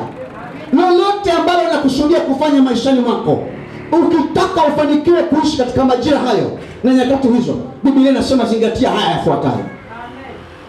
Mhubiri 8:6 mpaka 7 inasema, Mhubiri 8:6 mpaka 7 inasema, maana kwa kila shauri kuna wakati na hukumu. Kuna wakati na nini? Na hukumu. Kwa sababu mashaka ya mwanadamu yaliyo juu yake ni makubwa, kwa kuwa hajui, kwa kuwa hafanyi nini? Hajui yatakayokuwako. Kwa hiyo matatizo ya mwanadamu si kwamba hana akili. Tatizo kwa nini hujafanikiwa mpaka sasa, si kwamba huwezi. Tatizo kwa nini hujapiga hatua pale unapotakiwa kuwepo, si kwamba huwezi, kwa sababu haujajua. Sema, kwa sababu sijajua. Nataka nikupe mfano mdogo. Angeongea mke wangu katika eneo hili, pengine mngemwelewa zaidi. Amen. Amina. Kila mwaka huwa ninapokuwa niko nyumbani, inapofika wakati huwa ninampa taarifa mke wangu. Ninamwambia, mwaka huu majira ya kuanzia mwezi wa 6, wa 7 mpaka wa 8, naona kuna jambo fulani linalokwenda kutokea. Na wakati huo si kwamba kuna chochote ambacho kinakuwa kinaeleweka, na ikifika hayo majira huwa inatokea vile vile. Amen. Wakati ambapo tunaelekea kufunga mwaka, kuingia mwaka huu wa 2021, mke wangu shahidi, anajua tumekumuta hela zote nyumbani tukatoa kwa ajili ya ujenzi wa kanisa, lakini wakati huo huo moyoni nasikia mwaka huu ni wakati wa kuendeleza lile ghorofa lako, lakini pia ni wakati wa kufanya nini? Kununua viwanja viwili. Mwaka huu lazima ununue viwanja viwili. Bwana Yesu asifiwe sana. Mfukoni nimetoa hela zote sina, lakini majira yanasema mwaka huu viwanja viwili lazima uwe navyo. Sikiliza. Mwaka juzi kuamkia mwaka jana nilimwambia mke wangu, nikamwambia hatuna hela mfukoni, lakini hii ghorofa ya kwanza lazima tuimalize mwaka 2020. Bwana Yesu asifiwe. Amen. Tumechachamaa, tumekuja imefika Disemba, ghorofa ya kwanza tukaimaliza. Bwana Yesu asifiwe sana. Muulize mke wangu, si kwamba nina hela nyingi. Si kwamba nina nini. Kwa sababu nimejifunza kutambua majira na nyakati. Na mke wangu huwa anajua. Tukiwa tunaongea jambo lolote lile, akiona sichangamki, anajua hilo jambo halijapata kibali. Kwa sababu kuna mambo ambayo mengine ukiyafanya kama yako nje ya majira yatakusumbua. Ukiyafanya nje ya wakati wake yatakutesa. Kujifunza kufanya mambo yote ndani ya wakati. Kwa sababu mashauri huwa yanaendana na hukumu na wakati. Maana yake ukikosea hukumu inakuja. Ukiyapatia utatiririka vizuri. Bwana Yesu asifiwe sana. Na kwa nini wanadamu wanashindwa kufanikiwa? Mashaka ya kwa sababu hajui yatakalo kwako. Anasema maana ni nani awezaye kumweleza jinsi atakavyokuwa. Kwa hiyo Mungu anajua. Katika kitabu hiki cha Mhubiri 8:6-7 anasema mwanadamu, nani atakayemwambia majira yake yanaenda? Nani atakayemgutusha amke usingizini kwamba majira yake yanazidi kwenda? Nani atakayemweleza huyu mwanadamu? Amwambie, bwana, mbona unapitwa na wakati bwana? Mbona umekaa unashangaa? Mbona uchukui hatua? Mbona unaona wenzako wanafungua biashara, wewe umekaa tu? Nani amweleze? Nani amwambie? Yeye anabaki, sina hela ya mtaji. Sina hela ya mtaji. Hela haiamui mtaji. Mtaji unaamuliwa hapa juu. Hapa ukisema ninahitaji kufanya biashara, hii ndio itakayoamua hela itoke wapi. Hela haikuamuli ufanye nini. Wewe ndio unaamua ufanye nini. Hela inafuata pale unapotaka ufanye nini. Mashaka gani juu ya mipango yako? Ukiona mashaka yako ni makubwa, unadumukia kwenye andiko hili. Unahitaji kuelezwa leo. Bwana Yesu asifiwe sana. Bwana Yesu asifiwe sana. Ukiona una mashaka, hujui itakuwaje kesho yako, ili andiko linakuhusu. Kwa maana anasema nani atakayemweleza jinsi yatakavyokuwa. Bwana Yesu asifiwe. Kwa hiyo kwa kila shauri kuna wakati na hukumu. Kwa hiyo tatizo ni mashaka ya mwanadamu. Na sababu kwa nini na mashaka huyu mwanadamu ni kwa sababu hajui yatakayokuwako. Unasikia, siwezi kuoa, lazima kwanza nijaribu kwanza. Maana yake ana mashaka, haelewi kama atawezana naye. Kama una mashaka hutawezana naye, kwa nini unataka ujaribu? Kama unajua una uhakika, kwa nini unasema tuendelee hivyo tutaelewana mbele? Kama una mashaka usiendelee mbele, maana yake hujui. Bwana Yesu asifiwe sana. Na ndio maana Biblia inasema ya kwamba mtu yoyote ambaye hana uhakika wa jambo lolote, maana yake huyo hana tofauti na mtu asiyeamini. Hofu, mashaka yalimfanya Petro akazama, japokuwa ni mvuvi muogeleaji fundi. Unaweza ukawa una akili sana, lakini kwa kuogopa majira yako yanakupita, unabaki vile vile ulivyo. Sema kwa jina la Yesu Kristo, hofu haitakaa ndani yangu, wala wasiwasi hautakaa ndani yangu. Alafu mgeukie jirani yako, mwambie jirani, mwambie naona hili somo linanigonga kweli kweli. Mwambie hapa kila mtumishi anavyoongea gari uliona unasema watumishi wa siku hizi waongo. Na mimi ninakufundisha, ananijua. Katika ibada ambayo nafundisha, huwa nawaambia kama hauna uhakika unataka kupiga hatua, katafute mahali ambako unataka kubaki kama ulivyo. Mwambie jirani, kama hautaki kubadilika, kama hautaki kupiga hatua, kama unataka ubaki kama ulivyo, kama umeridhika na hali ulio nayo, mwambie basi kwa Yesu hakutakufaa. Yesu mwenyewe amesema lazima wanangu mkue kutoka hatua mpaka nini? Hatua. Kutoka utukufu mmoja mpaka utukufu wa nini? Wa juu. Kwa hiyo maana yake hata Mungu anataka ubadilike na ukue. Siku zinaenda wewe unasema mimi nabaki vile vile. Mwambie jirani yako haiwezekani. 12:32. Mambo ya Nyakati wa Kwanza 12:32. Na wana wa Isakari, watu wenye akili, sema watu wenye akili, za kujua nyakati. Mambo ya Nyakati wa Kwanza 12:32 anasema na wana wa Isakari, watu wenye akili za kujua nyakati. Kwa kuna watu ni mabumbumbu wa kujua nyakati zao. Kuna watu ni mabumbumbu wa kujua majira walio nayo. Wanasema watu hawa ni wenye akili ya kujua nyakati. kuyajua yawapasayo Israeli wayatende. Kwa katika kila majira pana mambo ambayo unatakiwa uyatende yanayoambatana na majira haya. Amen. Kama ni wakati wa kupanda, uweze ukaanza kuchukua magunia yako na matrekta unakwenda kuvuna, watakuona kichaa. Majira yanapokuja yanataka utende kama ambavyo yenyewe yanataka.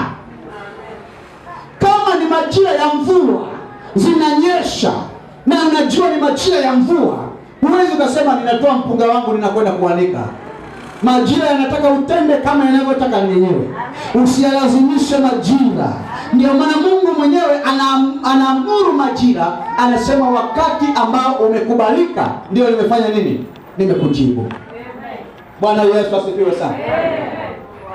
Yeye atakayefanya nini? Atakayelitumiza. Maana yake Mungu anasimama katika majira. Halafu Biblia inasema ni Bwana atangazaye mwisho tokea mwanzo. Kwa hiyo anasema katika masuala yanayohusiana na majira, mradi umejificha ndani ya Yesu Kristo, mradi umekaa ndani ya Yesu Kristo, kwako wewe kuanza ni wakati wowote, na kwako wewe kulimaliza jambo ni wakati wowote. Kwa hiyo anakuondolea ule mlolongo wa kusubiri sana, anakurahisishia upige hatua kwa haraka, ukamilishe mambo kwa kipindi kifupi, kwa sababu yeye ndiye anakuwa kiberenge chako cha kukuanzishia na kukuvusha. Unafika mwisho, unatimiza jambo kwa wakati mwafaka. Glory to God. Anasema mimi ndio majira yako ya kwanza. Unapoenda mashambani unasema mimi ninaanza na Bwana majira yangu ya kwanza. Majira yalipofika, akaja katika taifa la Israeli, lakini walifanya kosa, hawakuyajua yale majira. Twende katika kitabu cha Luka sura ya 19.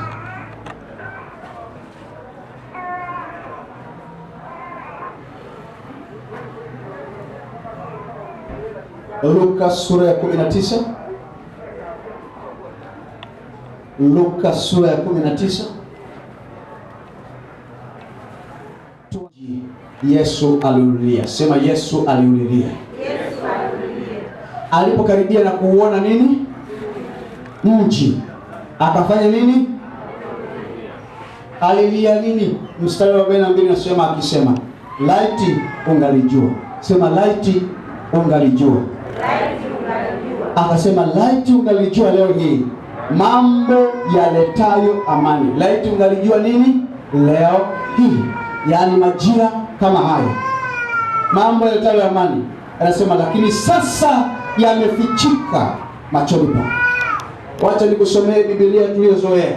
Fika karibu, aliona mji akaulelea akisema, laiti ungalijua hata wewe katika siku hii yapasayo amani, lakini sasa yamefichwa machoni pako.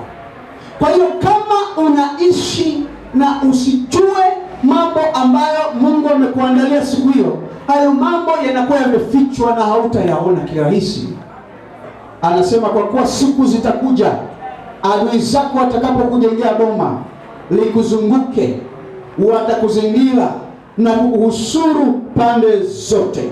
Watakuangusha chini wewe na watoto wako ndani yako, wasikuachie jiwe juu ya jiwe. Kwa nini mabaya haya yote yakufike, Yerusalemu? Kwa nini maadui zako wakuzingire, wakupige, Yerusalemu? Kwa nini maisha yawe magumu na useme kwamba wokovu ni mgumu kwako, Neema? Kwa nini useme maisha haya yamekuwa magumu? Sielewi, mbona sijui inakuaje kesho? Sielewi, nimeokoka lakini sioni mabadiliko. Mimi ninampenda Yesu lakini mbona sioni matatizo yakiisha? Mimi nimeokoka lakini mbona sielewi mambo yanavyokwenda? Kwa sababu hukutambua majira. Ndivyo anavyosema hapa, kwa sababu hukutambua majira ya kujiliwa kwako. Mwambie jirani yako, tambua majira ya kujiliwa kwako. Alafu weka mkono wako kifuani, sema moyo wangu, ninaomba utulie sasa. Jifunze kuyajua majira yako. Mawazo yote utakayoyaandaa, mipango yote utakayoyaandaa, basi leo hii ninakuhakikishia, na zaidi ya yote ninakusihi, iunganishe kwa mwenye majira, iunganishe kwa yeye mwenye kujua majira, yaani Yesu Kristo. Bwana Yesu asifiwe sana. Amen. Kwa hiyo Yesu anasema kama usipojua majira yako yakakupita, utachelewa sana. Anajua kuna mambo ya msingi ambayo unapaswa uyatambue. Unapaswa ujue majira haya mabaya gani yapo mbele yako.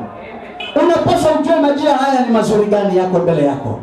Maana asiyejua chochote ni sawa na kipofu anayeenda akipapasa. Mwingine yupo kazini lakini hajui jinsi anavyoishi. Mwingine yuko kwenye biashara, kila siku anasema biashara yangu hainipi faida. Kama biashara yako haikupi faida, muulize Mungu, niko katika majira gani na nifanye nini? Bwana Yesu asifiwe sana. Amen. Bwana Yesu asifiwe sana. Amen. Hebu kwa haraka sasa nikuonesha wajuzi waliokuwa wakitambua majira nyakati za zamani. Samueli wa pili 11 mstari wa 1. Oh, Mungu atusaidie sana. Samueli wa pili 11:1, wana wa Israeli na wafalme walikuwa wanajua ni majira gani ya kujipanga kwa ajili ya vita. Walikuwa wanajua. Samueli wa pili 11:1 inasema hata ikawa mwanzo wa mwaka mpya. Mwanzo wa nini? Wa mwaka mpya. Wakati watokapo wafalme na kwenda vitani. Wewe unapigana vita Disemba. Januari wenzako ndio vita vinaanza. Ndio maana tunapofika Januari watu wanasema mwezi Januari una siku mpaka 120.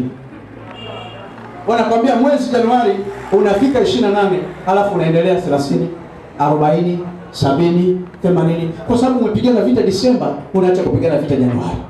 Kwa hiyo mfano huu unatufundisha kwamba wale wafalme walikuwa wanajua ni wakati gani wa kupigana vita. Wale watumishi wa Mungu walikuwa wanajua ni wakati gani wa kupambana. Wale wana wa Mungu walikuwa ni wakati gani wa kupumzika. Ndio maana hata Mungu alipoweka siku za mapumziko, aliweka majira, siku za kupambana na siku za kupumzika. Muulize jirani yako, mpaka sasa mapumziko unayo ndugu yangu? Ama wewe ndio kama wale na mimi kila siku afadhali ya jana? Mwambie jirani yako, wewe ni afadhali ya jana ama leo ni bora kuliko jana? Mwambie jirani, vipi kwako jioni ama kwako asubuhi leo? Bwana Yesu asifiwe. Bwana Yesu asifiwe. Aya, andika Mambo ya Nyakati wa kwanza 20 mstari wa kwanza.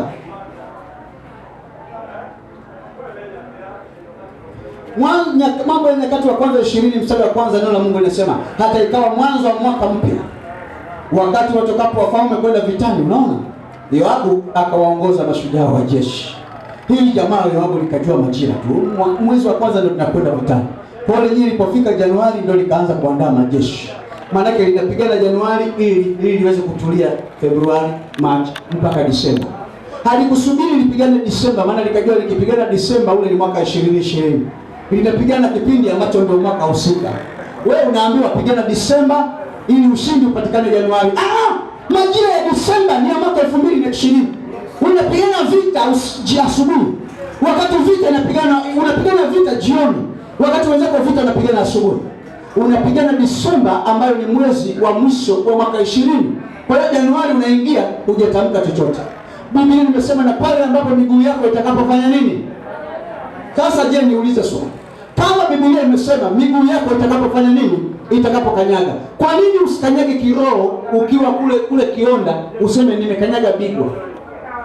Kwa nini mpaka Mungu anataka ufike Bigwa? Maana yake anataka wakati ule ambao uko ndio nao unenea maneno. Bwana Yesu asifiwe sana. Omba Disemba, lakini omba Januari, omba Februari, omba Machi mpaka inakamilika Disemba, wewe unaomba tu. Unaomba tu. Usiseme nimeomba Januari nimemaliza.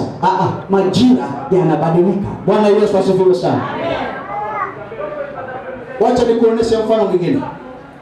Andika Waamuzi 6 mstari wa 3 mpaka wa 4. Niko naelekea mwisho.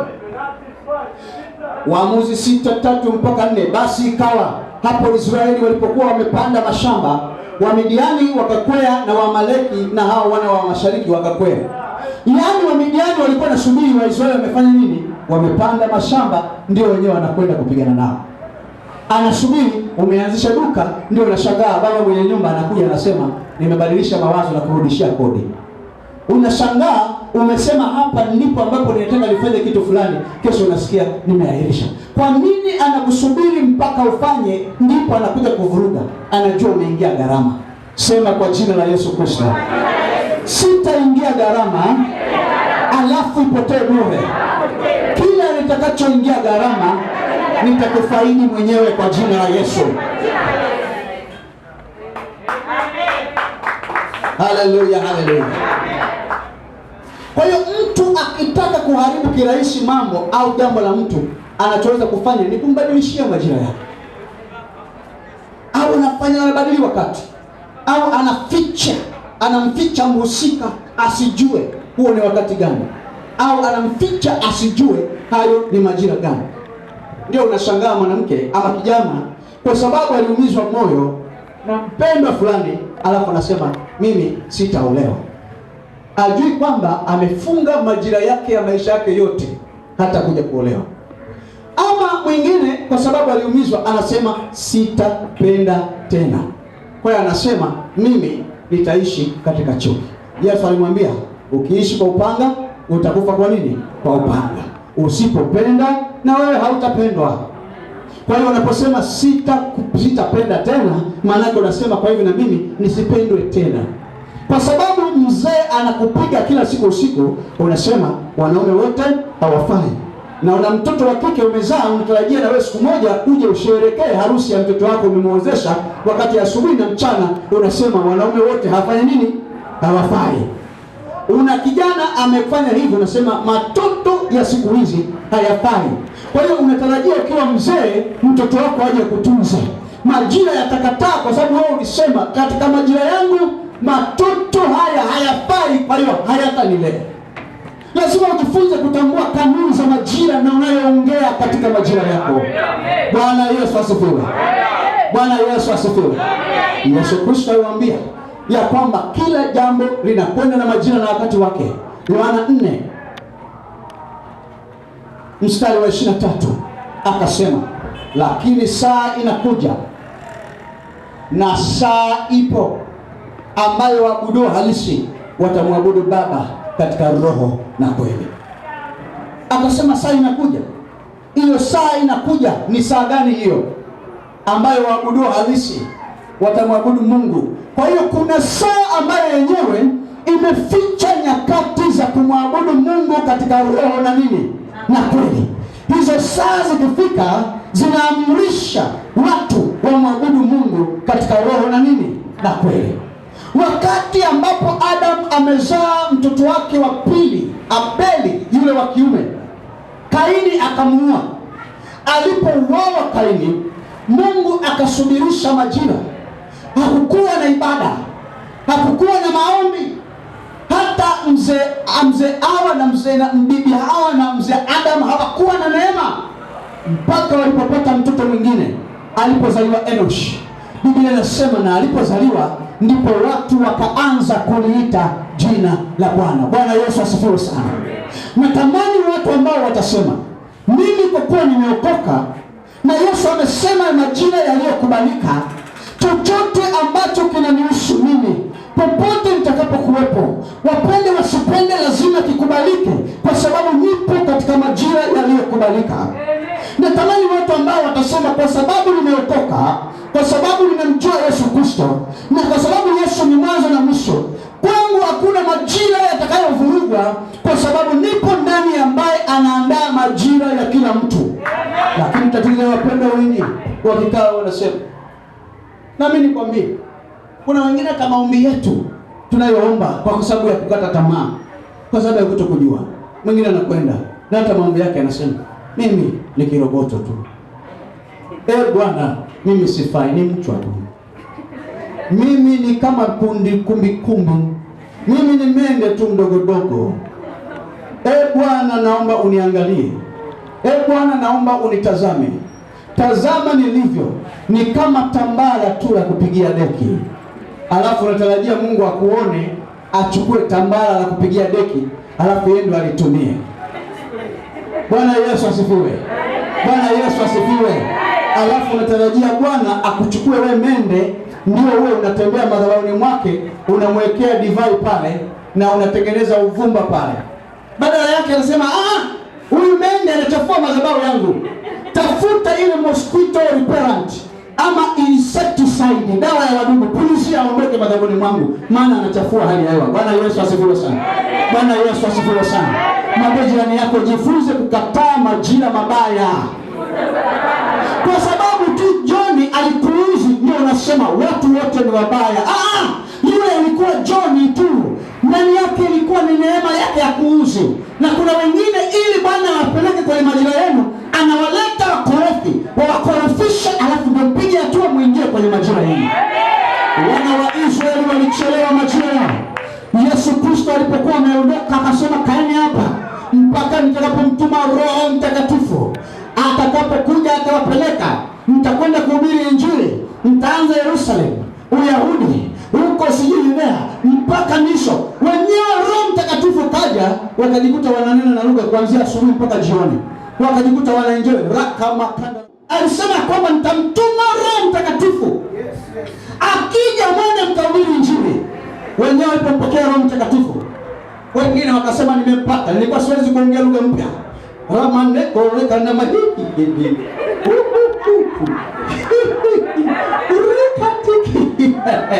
anakaa atanjaa, hasikia kula, maana yuko ananena kwa lugha, atamani ibada isha. Reka makandori katakata, akiwaona kule wanapita mtani, nasema na wale ndio wenye dhambi, wale ndio wanakwenda motoni, wale wanakwenda motoni, anasahau kwamba anatakiwa wahubirie raka makanda la basaka kama kuna mwingine ametawana neno kwa lugha, anaomba mpaka anacheza mabreka raka makanda ni mashika rika makata na basaka. Roho Mtakatifu akasema, akapeleka habari, baba, mbona hao watu mniambie nikifika wanakwenda kuhubiri, wenyewe badala yake wanacheza mabreka kanisani. Mungu akasema, ngoja, wanachelewesha majira hao, nitamtuma mtu mkorofi awatandike viboko wakimbia hapo kanisani.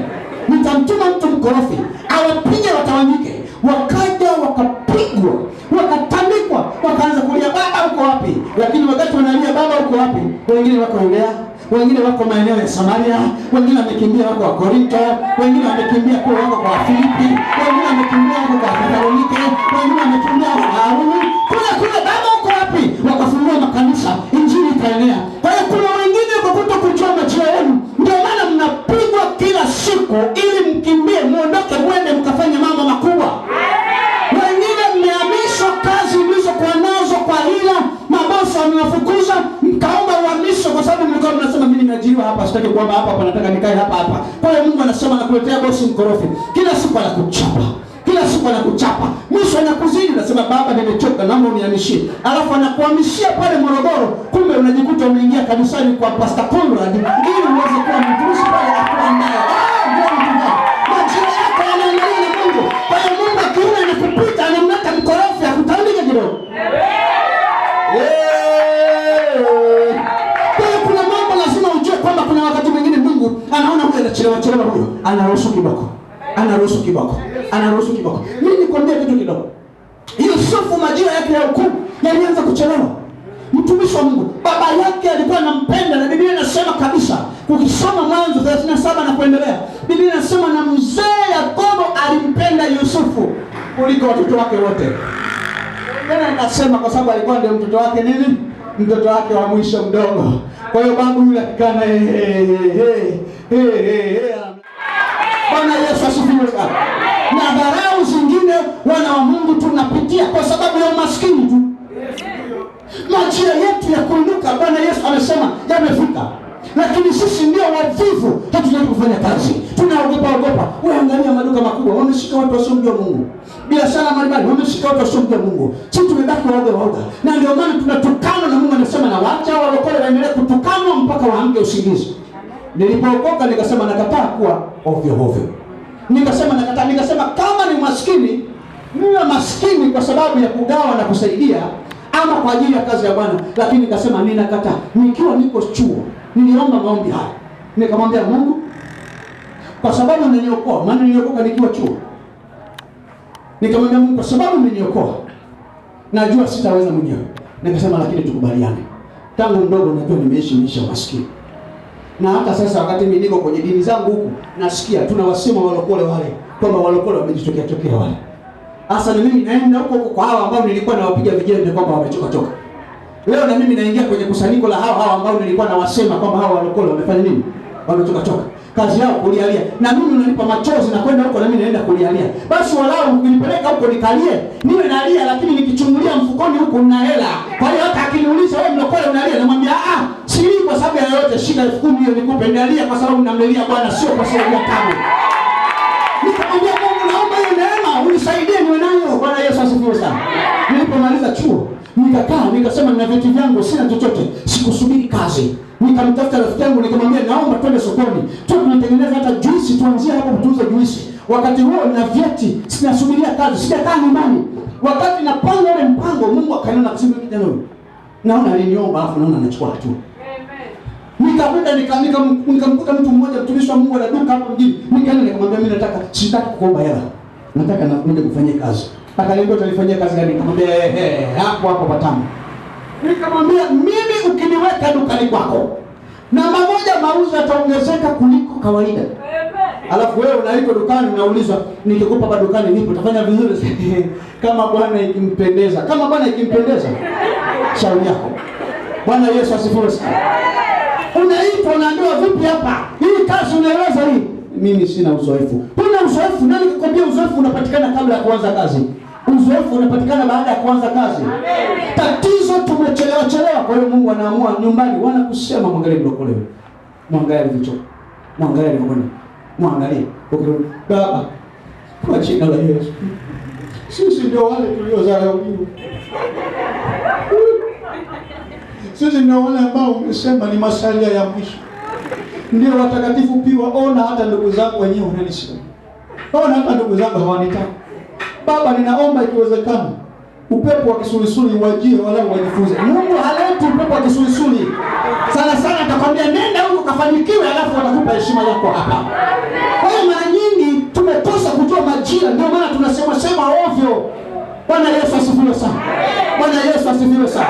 Unamwita mpendwa, unamwambia mpendwa, anakuja baada ya kukwambia bwana, niko katika kipindi kidogo cha utata. Mimi naomba unibebe tu mzako, hali yangu haieleweki. Anakwambia tu, mtumishi wa Mungu, nilipokuwa nikimwomba Bwana akanionyesha. Nilikuwa namuuliza na jambo fulani hivi. Nikamwambia Bwana, jambo hili niende kwa nani? Roho Mtakatifu akaniambia, nenda kwa fulani.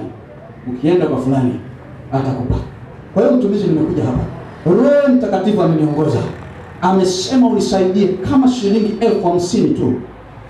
Sasa ukija kwangu mimi namna hiyo, kwanza kitu cha kwanza najiangalia kwanza. Hiyo 50,000 nilionayo nilipanga kukupa ama sikupanga kukupa? Kama sikupanga kukupa, nitakwambia na mimi naomba nikamsikilize Roho Mtakatifu kwanza. Bwana Yesu asifiwe sana.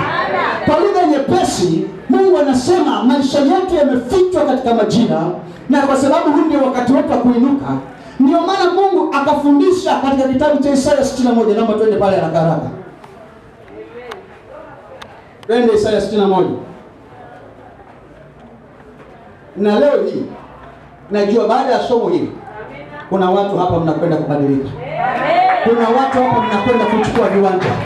Kuna watu hapa mnaamua kwenda kufungua biashara huko. Kuna watu huko mnakwenda kufanikiwa, kwa sababu hili somo ni somo la kukupandisha hasira. Ujiulize kwamba majira yako yanaenda ndani. Amina. Wengine majira yao badala yaende mbele na hiyo, majira yake yanaenda nyuma. Haiwezekani. Biblia imesema anawainua nini? Wanyonge kutoka wapi? Mavumbini. Anawapeleka wapi? Juu, na kuwaketisha na nani? Aya, na mimi nikuuliza swali. Wewe mfalme ambaye sasa hivi unaketi naye kwa tangu umeokoka, mfalme gani ambaye unaketi naye?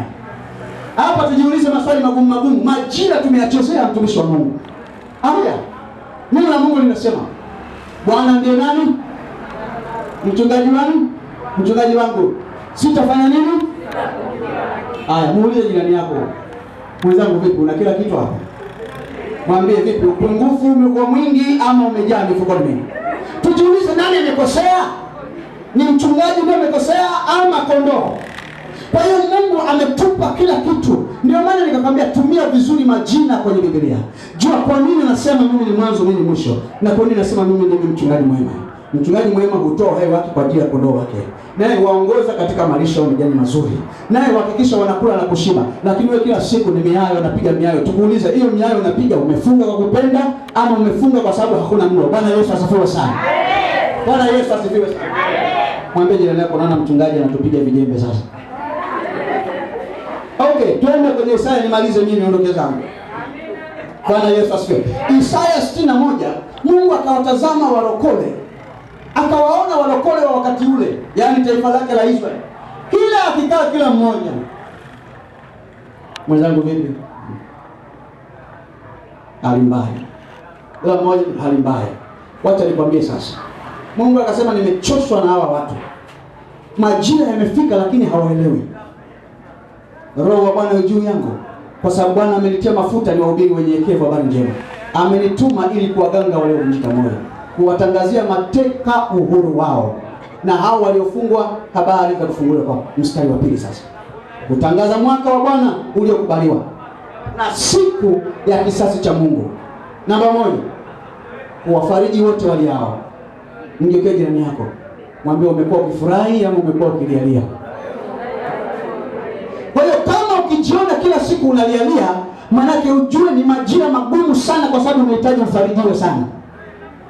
Lazima ujue, ukiona unapitia mambo ya huzuni, ujue uko katika majira ambayo unahitaji faraja ya hali ya juu. Amina. Bwana Yesu asifiwe sana. Haya ni mambo ya siri ambayo yapo. Sikiliza. Anasema hivi, kuwafariji wote waliao. Kuwaagizia, yaani hili ni agizo sasa. Hao walio katika Sayuni wapewe taji ya maua badala ya majivu. Kama ukijiona uko katika majira ya majivu, maana anasema upo katika majira ya huzuni, upo katika majira mabaya, upo katika majira ambayo hakuna atakaye kupenda, hakuna atakaye kuita, hakuna atakaye kuheshimu. Majivu ilikuwa ni ishara ya huzuniko. Majivu ilikuwa ni ishara ya uchungu moyoni. Na ndio maana tumeokoka, lakini bado kuna wengine tuna uchungu moyoni. Ukiona una uchungu mwingi moyoni, una maumivu mengi moyoni, ujue hayo sio majira yako. Umewekewa majira mabaya ambayo unatakiwa uondoke. Yesu Kristo anasema kama uko katika majira ya majivu, anasema unatakiwa uvikwe taji.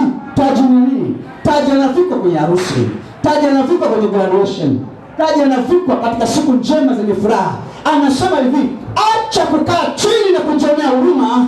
Geuza majira yako, jifurahie mwenyewe, jipake mafuta, jivike taji lako, jifurahie mwenyewe. Usisubiri mtu akufurahie.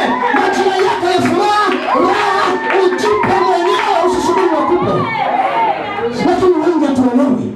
Tunabaki tukiwa waoga, tunabaki tukiwa wanyonge. Anasema hivi, mafuta ya furaha badala ya maombolezo. Maana yake Mungu anakataa mtu ambaye siku zake zote ni za maombolezo. Anakataa mtu ambaye siku zake zote ni za majivu. Anakataa mtu siku zake zote ambazo ni siku za kukaa na uchungu. Anasema badala yake mgeuzie siku zake, avikwe taji, apewe mavazi mazuri. Anasema kama mtu ana maombolezo, avikwe vazi la sifa badala ya roho nzito. Kwa hiyo adui anapotaka kukuharibia maisha yako, anapotaka kuharibu majira yako, anakupelekea roho nzito ya uchungu. Na wana wengi, mtumishi wa Mungu, sio kwamba ni watenda dhambi. Uchungu unafungua roho ya utumwa. Kwa sababu akiwa na uchungu moyoni, anakuwa amefungua mlango wa roho nzito. Ile roho nzito inamkalia. Na ikikalia roho nzito, huwezi kufanikiwa kwa lolote. Ukikaliwa na roho nzito, hakuna atakaye kufurahisha. Kuna mtu mmoja nilikwenda kumtembelea. Nilipofika nikamwambia, leo nimekuja, Bwana amenituma, nimeambiwa nikuletee. Na amesema Bwana, leo uende ukale pilau, leo uchukue nyama ukale, pika pilau lako, kanunue na juisi. Na hela naingia mfukoni nataka kumpa. Ananiambia, nina raha gani mimi ya kula pilau? Anasema, nina raha gani mimi ya kula juisi za dukani? Nina raha gani mimi leo nile nifurahi wakati maisha yangu ni mabaya? Nikamwambia, sikiliza, Mungu amekufundisha kwa sababu ya uchoyo ulio nao wa kuinyima nafsi yako. Ndio maana mateso yanakukuta kila siku. Kuna wengine wachoyo mpaka wa nafsi zao wenyewe. Kuna wengine mchoyo mpaka anajichoyo mwenyewe. Mwambie jirani yako hata uchoyo wa namna hiyo. Mtumishi mpaka anainyima nafsi yake. Bwana Yesu asifiwe. Bwana Yesu asifiwe. Muulize mrembo huyu. Bwana Yesu asifiwe. Nilikuwa ni mchoyo wa kujichoyo mwenyewe. Suruali 2 tu, mashati 3 tu. Ile ikija kwake, saluni, nenda mke wangu. Akapiga hesabu akasema huyu mwanaume huyu ananiaibisha. Mimi nikitokelezea namna hii, dada nimenyoka vizuri. Lakini yeye suruali zake 2 zile zile. Akasema hapana. Siku yake akaniketisha chini. Akanambia mume wangu, kuanzia sasa ninataka ujinunulie suruali. Nikapiga hesabu nikamwambia, mke wangu unajua sisi wanaume ni watafutaji. Mimi raha yangu nikitafuta na kuletea. Na kweli nikipata napeleka kwake. Nikipata napeleka kwake. Sasa akasema sawa, naita kwangu lakini nataka uwe unavaa na wewe. Uwe unapendeza na wewe. Uwe unavutia na wewe. Sio tu tukitembea mimi nimependeza, wewe umevaa kasuruali kale kale. Na kipindiko nilikuwa kimbaumbao, nimekonda kulikweli. Nikinunua mkanda unazunguka mara 2. Nakwambia umekonda. Choka mbaya. Ela kama mtu kanapata. Sio kwamba akapata. Lakini kachoyo mpaka kanajinyima nafsi yake. Mkaangu akaniambia sasa jinunulie vitu. Alafu akaniambia na huo mwili wako huo mimi sipendi. Mifupa ni mingi mno. Akaniambia una mifupa mingi sana. Nataka nikishika hivi kuwepo na nyama kidogo. Bwana Yesu asifiwe. Sio unakuwa na mifupa tu, hata ukitembea namna hii upepo ukikupuliza unaanguka chini. Nikaambia mke wangu, hiyo neema nahitaji kubwa maana sijawahi kuongezeka. Bwana Yesu asifiwe. Nikaanza huyo dukani. Nilikuwa nasema siwezi kununua kiatu cha 50,000. Na raha gani? Hapo nikasema kumbe na mimi ni mchoyo kama yule mama. Bwana Yesu asifiwe. Mara ya kwanza nanunua kiatu cha 50,000, roho iliniuma kupita maelezo. Naenda na kiangalia namna hiyo. Nikitembea nikisikia kuna kokoto na nimefanya na sio naangalia kama nimegua na Mungu. Bwana Yesu asifiwe sana. Nikasema kumbe umaskini wangu ninao mwenyewe, nilikaa nao. Baada ya hapo nikasema cha 50,000 kidogo bei, wala mtanunua vya 30,000. Nikanunua cha 30,000. Mungu akanikomesha. Nimenunua cha 30,000 nikauziwa feki cha plastiki. Nimevaa mara 2 nikafumuka, nikasema sinunui tena cha 30,000 na nunua cha 50,000. Bwana Yesu asifiwe sana. Kwa hiyo kuna wakati unajinyima mpaka Mungu anakuona ni mchoyo, mpaka unajichoyo mwenyewe nafsi yako. Mwambie jirani yako acha kuwa mchoyo mpaka unakuwa mchoyo wa nafsi yako mwenyewe. Nikaanza kwenda dukani. Sasa nikaanza kujipenda. Nikaona na kamwili kanakuja. Na kamwili kanakuja. Baadaye mkono kaniambia sasa mambo dole. Bwana Yesu asifiwe sana. Kwa hiyo kuna vitu lazima ukubali mtu mwingine. Ingawa mwanzoni alipokuwa ananiambia kidogo, nilikuwa simwambia, lakini muone kwanza mama naye sasa anaanza kuletea mambo yake. Sasa mimi nipendeze, wanaume tupendeze, twende wapi? Watu wengine sisi tuna sura za ndimu. Sura zetu ni za malimao. Alafu niangeka sana kupendeza nini? Lakini akanifundisha akasema, lazima ufanye nini? Ujipende, maana majira yako wewe ni mtumishi wa Mungu sasa. Bwana Yesu asifiwe sana. Akasema lazima uende na majira hayo. Okay. Andiko la mwisho kabisa.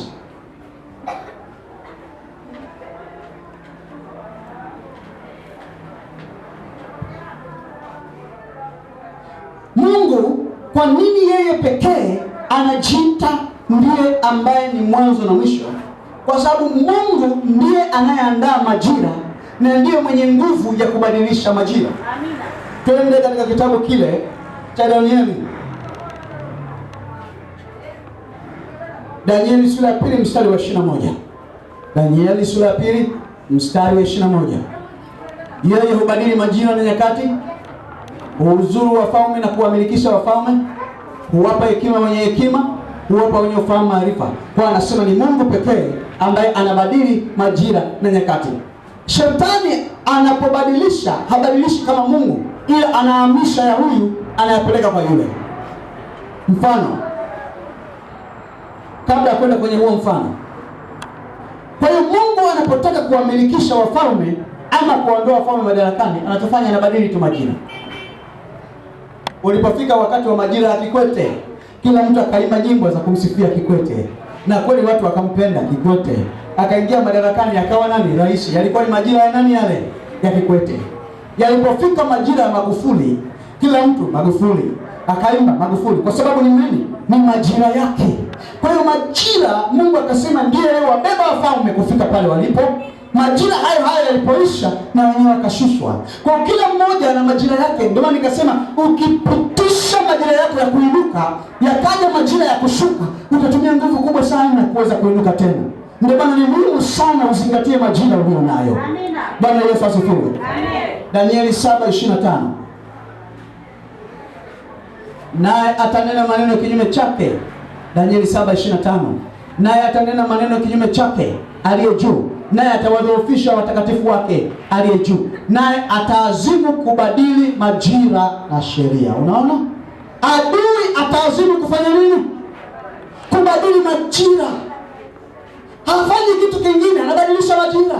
Ndio maana Mungu anasema jitahidi mkomboeni wakati, komboeni majira. Kwa anasema naye ataazimu kubadili majira. Akibadili majira, anasema na sheria inabadilika. Yesu anasema naye ataazimu kwanza kubadili majira, alafu akishafanikiwa kubadili majira, atabadili na nini? Na sheria. Kwa lazima ujue kwamba majira yako yakibadilika, na sheria inabadilika. Inawezekana ukwenda shule sawa sawa, lakini majira yako ya kuinuka yakifika, sheria inabadilishwa. Nasema hata kama ambaye hajasoma anaweza akawekwa kwenye nafasi hii. Inawezekana majira yako ya kuolewa yamefika, alafu wanasema ya kwamba mimi siwezi, hakuna, siku hizi tunataka wenye degree. Mungu anabadilisha, anaweka msemo kwa watu ambao hawajasoma sana, hao ndio wanafaa kuwa wake sana. Kwa hiyo unajikuta kipindiko leo unaingia kwenye soko, unakwenda kuolewa kwa sababu Mungu amebadili majira, kwa hiyo anabadili na sheria. Kwa hiyo mambo ya mtu yako ndani ya Mungu, lazima ujifunze kumwambia Mungu kwa habari ya majira yako. Amen. Neno la Mungu linasema naye ataazimu kubadili majira na sheria, nao watatiwa mikononi mwake kwa wakati. Kwa hiyo huo wakati ukifika, watatiwa mikononi. Wakati huo kabla hajafika, hawawezi kutiwa mikononi. Bwana Yesu asifiwe. Amen. Nikuonesha mfano wa mwanamke ambaye walimwekea kitu kinachoitwa loop, yaani mzunguko katika kipindi chake cha siku zake. Tunafahamu kabisa kwa wale ambao ni wanawake ambao mnajielewa, kila mwanamke huwa anakuwa na kipindi chake. Sasa huyu shetani alichofanya kwa huyu mwanamke, badala ya zile siku 5 uwe ikishaisha pale, kile kipindi kinaendelea, kinapita, anakuwa na mambo mengine. Lakini shetani akaweka nukta kwenye siku yake ya kwanza, akaweka nukta kwenye siku yake ya kumaliza, akazungusha pale. Kwa hiyo mwanamke kwa miaka 12 anacheza na zile siku zake 5 tu, anacheza na siku zake zile 5 tu, anacheza na zile siku zake 5 tu. Waganga wakaenda wakajaribu kumsaidia, hawakumsaidia. Kila kitu alichojaribu kufanya hakikufanikiwa, kwa sababu walifunga mzunguko wa majira yake ya zile siku zake 5. Biblia inasema hivi katika kitabu cha Marko sura ya 5 mstari wa 25 mpaka mstari wa 29. Inasema Marko 5:25 mpaka 29. Na mwanamke mmoja mwenye kutoka damu muda wa miaka 12. Kwa hiyo kwa muda wa miaka 12 walikuwa wameweka loop katika zile siku zake 5, damu inatoka tu, damu inatoka tu, damu inatoka tu. Biblia inasema hivi, na kuteswa mengi kwa mikono ya matabibu wengi. Amegharimiwa vitu vyote alivyo navyo. Kwa hiyo walipomtupia roho ya umaskini, wakaangalia wamfilisi kwa namna gani huyu mwanamke, kwa maana alikuwa tajiri. Wakasema tumemchoka huyu mwanamke, tunataka tumfanye awe maskini. Wakaangalia njia ya kumfanya huyu mwanamke awe maskini, wakamtupia pepo ambalo likaenda likakamata zile siku 5, linazirudisha. Mwanamke akapoteza hela kwa miaka 12. Lakini akaja, Biblia inasema kusimfae hata kidogo, bali hali yake ilizidi kuwa mbaya. Lakini aliposikia habari za Yesu Kristo, huyu Yesu Kristo ni nani? Ni yule ambaye ni mwanzo na yeye ndio mwisho. Kwamba kama kuna jambo lolote ambalo lilikaa kwa miaka mingi, Yesu akiingia anaingia na majira yake yote tofauti. kama jambo lilikuwa limekaa miaka mingi, akiingia yeye anaanzisha majira yake. Tumeona pale mwanzo tumesema kwamba Mungu huwa katika majira ya mwanzo anaanza. Kwa hiyo Yesu Kristo yeye ni mwanzo. Kwa hiyo alipokwenda yule mwanamke akasema ninakwenda kwa Yesu Kristo, akaenda kwa mtu ambaye majira yake kila wakati yanaanza na yanabaki huko, yanamalizika huko, yanaanza, yanaendelea huko, yanamalizika huko. Alipofika akasema nikimgusa yule ambaye anageuza majira kila mwanadamu, atageuza na majira yangu pia. Alipokwenda kumgusa huyo Yesu, yale majira yaliyokuwa yamefungwa yakaulizana, akasema mbona tunaona tunaingia katika taratibu za tofauti? Wakaulizana, damu ikaulizana, ikasema mwenzangu, leo ni siku ya ngapi? Mwenzangu akasema leo nafikiri ni siku ya karibia 20,000. Kwa nini leo ni siku ya 20,000? Na mimi na wewe tunajua siku zetu ni 5 tu za kutoka. Kwa nini? Damu ikasema tunakomea hapa. Damu ikakata kwa sababu majira yaliyoanzishwa yalikuwa yameanzishwa kwa kusudi la kumshika yule mwanamke. Yesu alipokuja akabadili majira, akaanzisha upya majira yule mwanamke. Yule mwanamke akapona. Tarajia maishani mwako kama una Yesu. Ingia ndani ya Yesu useme, kwa sababu nimeingia kwako, anzisha upya majira yangu. Anzisha upya shughuli zangu. Anzisha upya elimu yangu. Anzisha upya afya yangu. Anzisha upya familia yangu. Rekebisha majira ya watoto wangu. Rekebisha majira ya mume wangu. Rekebisha majira ya biashara yangu. Rekebisha majira ya viwanja vyangu. Rekebisha majira ya afya yangu. Rekebisha majira. Anza.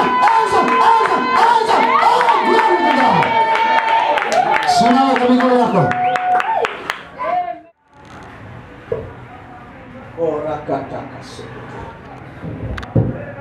Sema Bwana Yesu.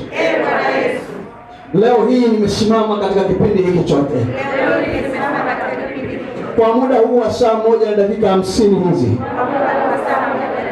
Nimesikia habari za kuishi katika majira na wakati.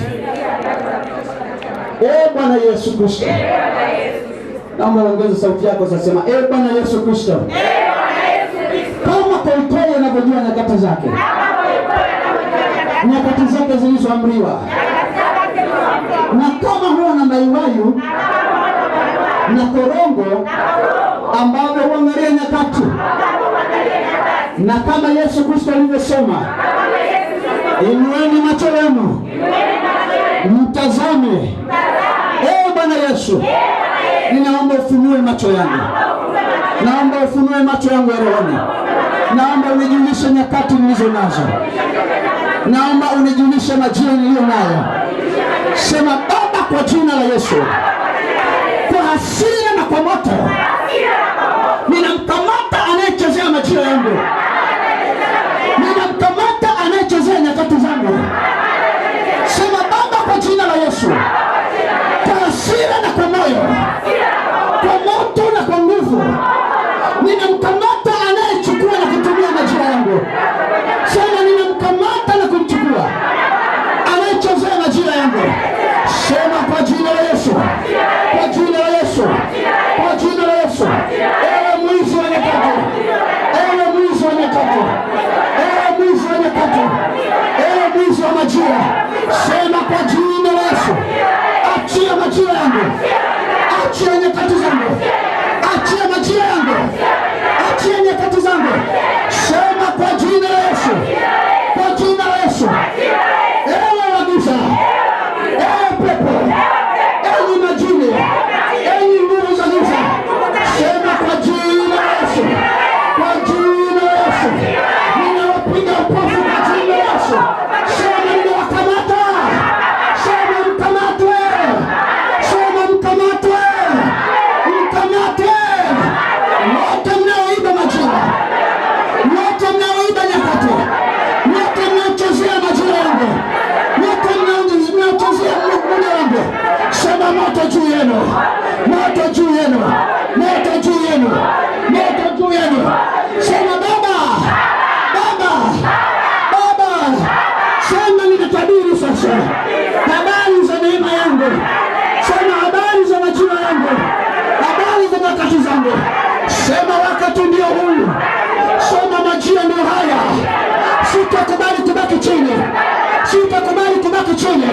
Sema lazima niinuke, lazima nipige hatua, lazima niongezeke. Ewe mikono,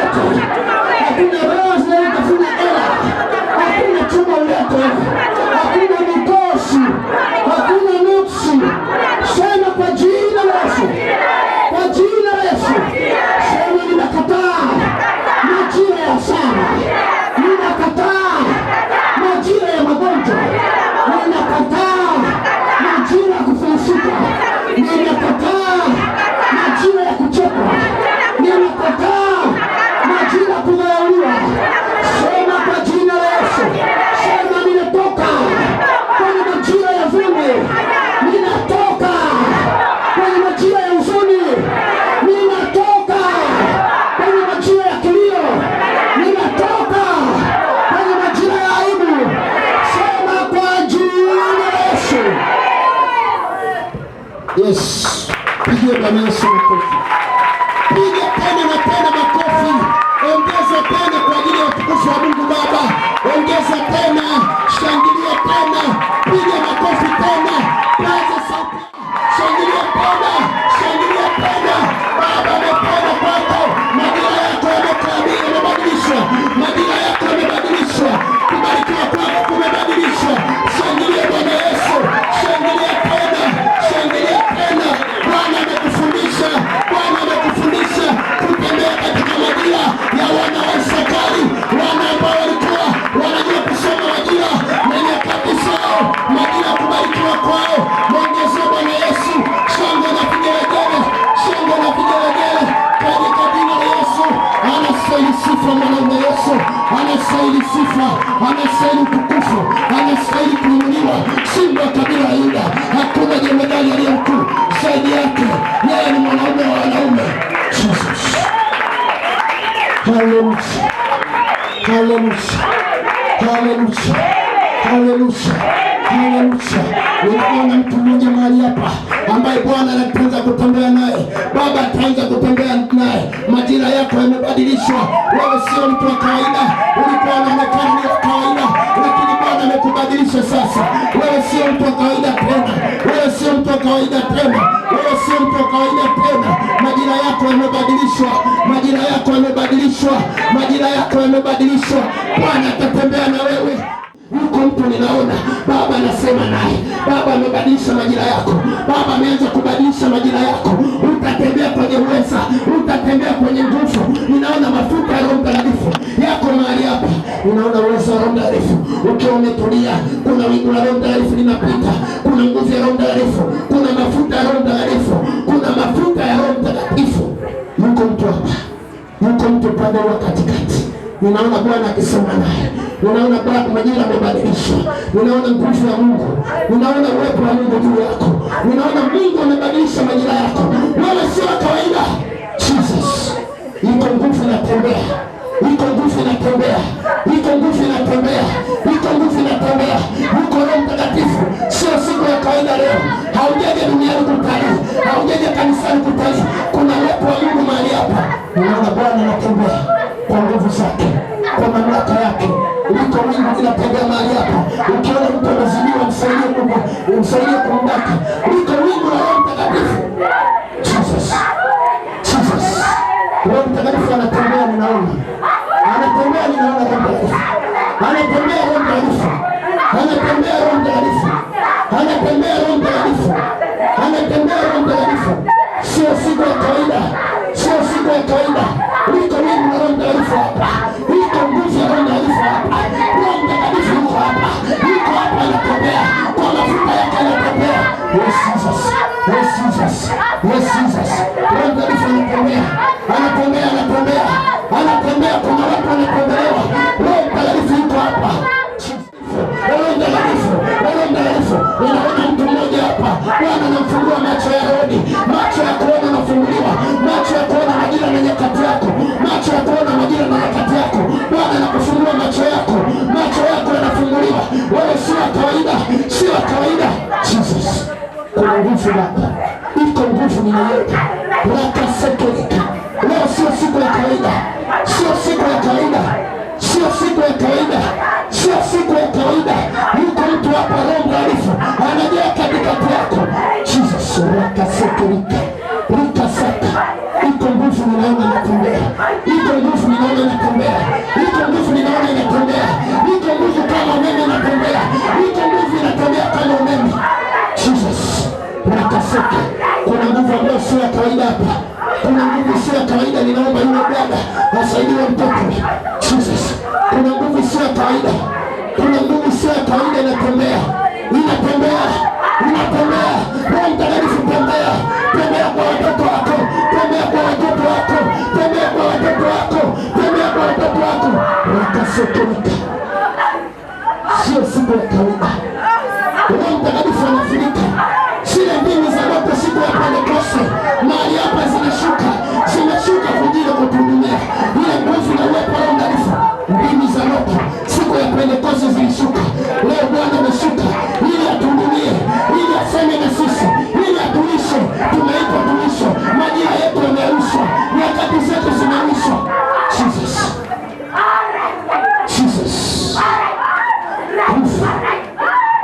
rakaseke rakasaka. Iko nguvu sio kawaida wewe, sio kawaida, sio kawaida. Bwana anaenda kuwainua, anakwenda kukuinua. Jesus, majina yetu Jesus, Jesus,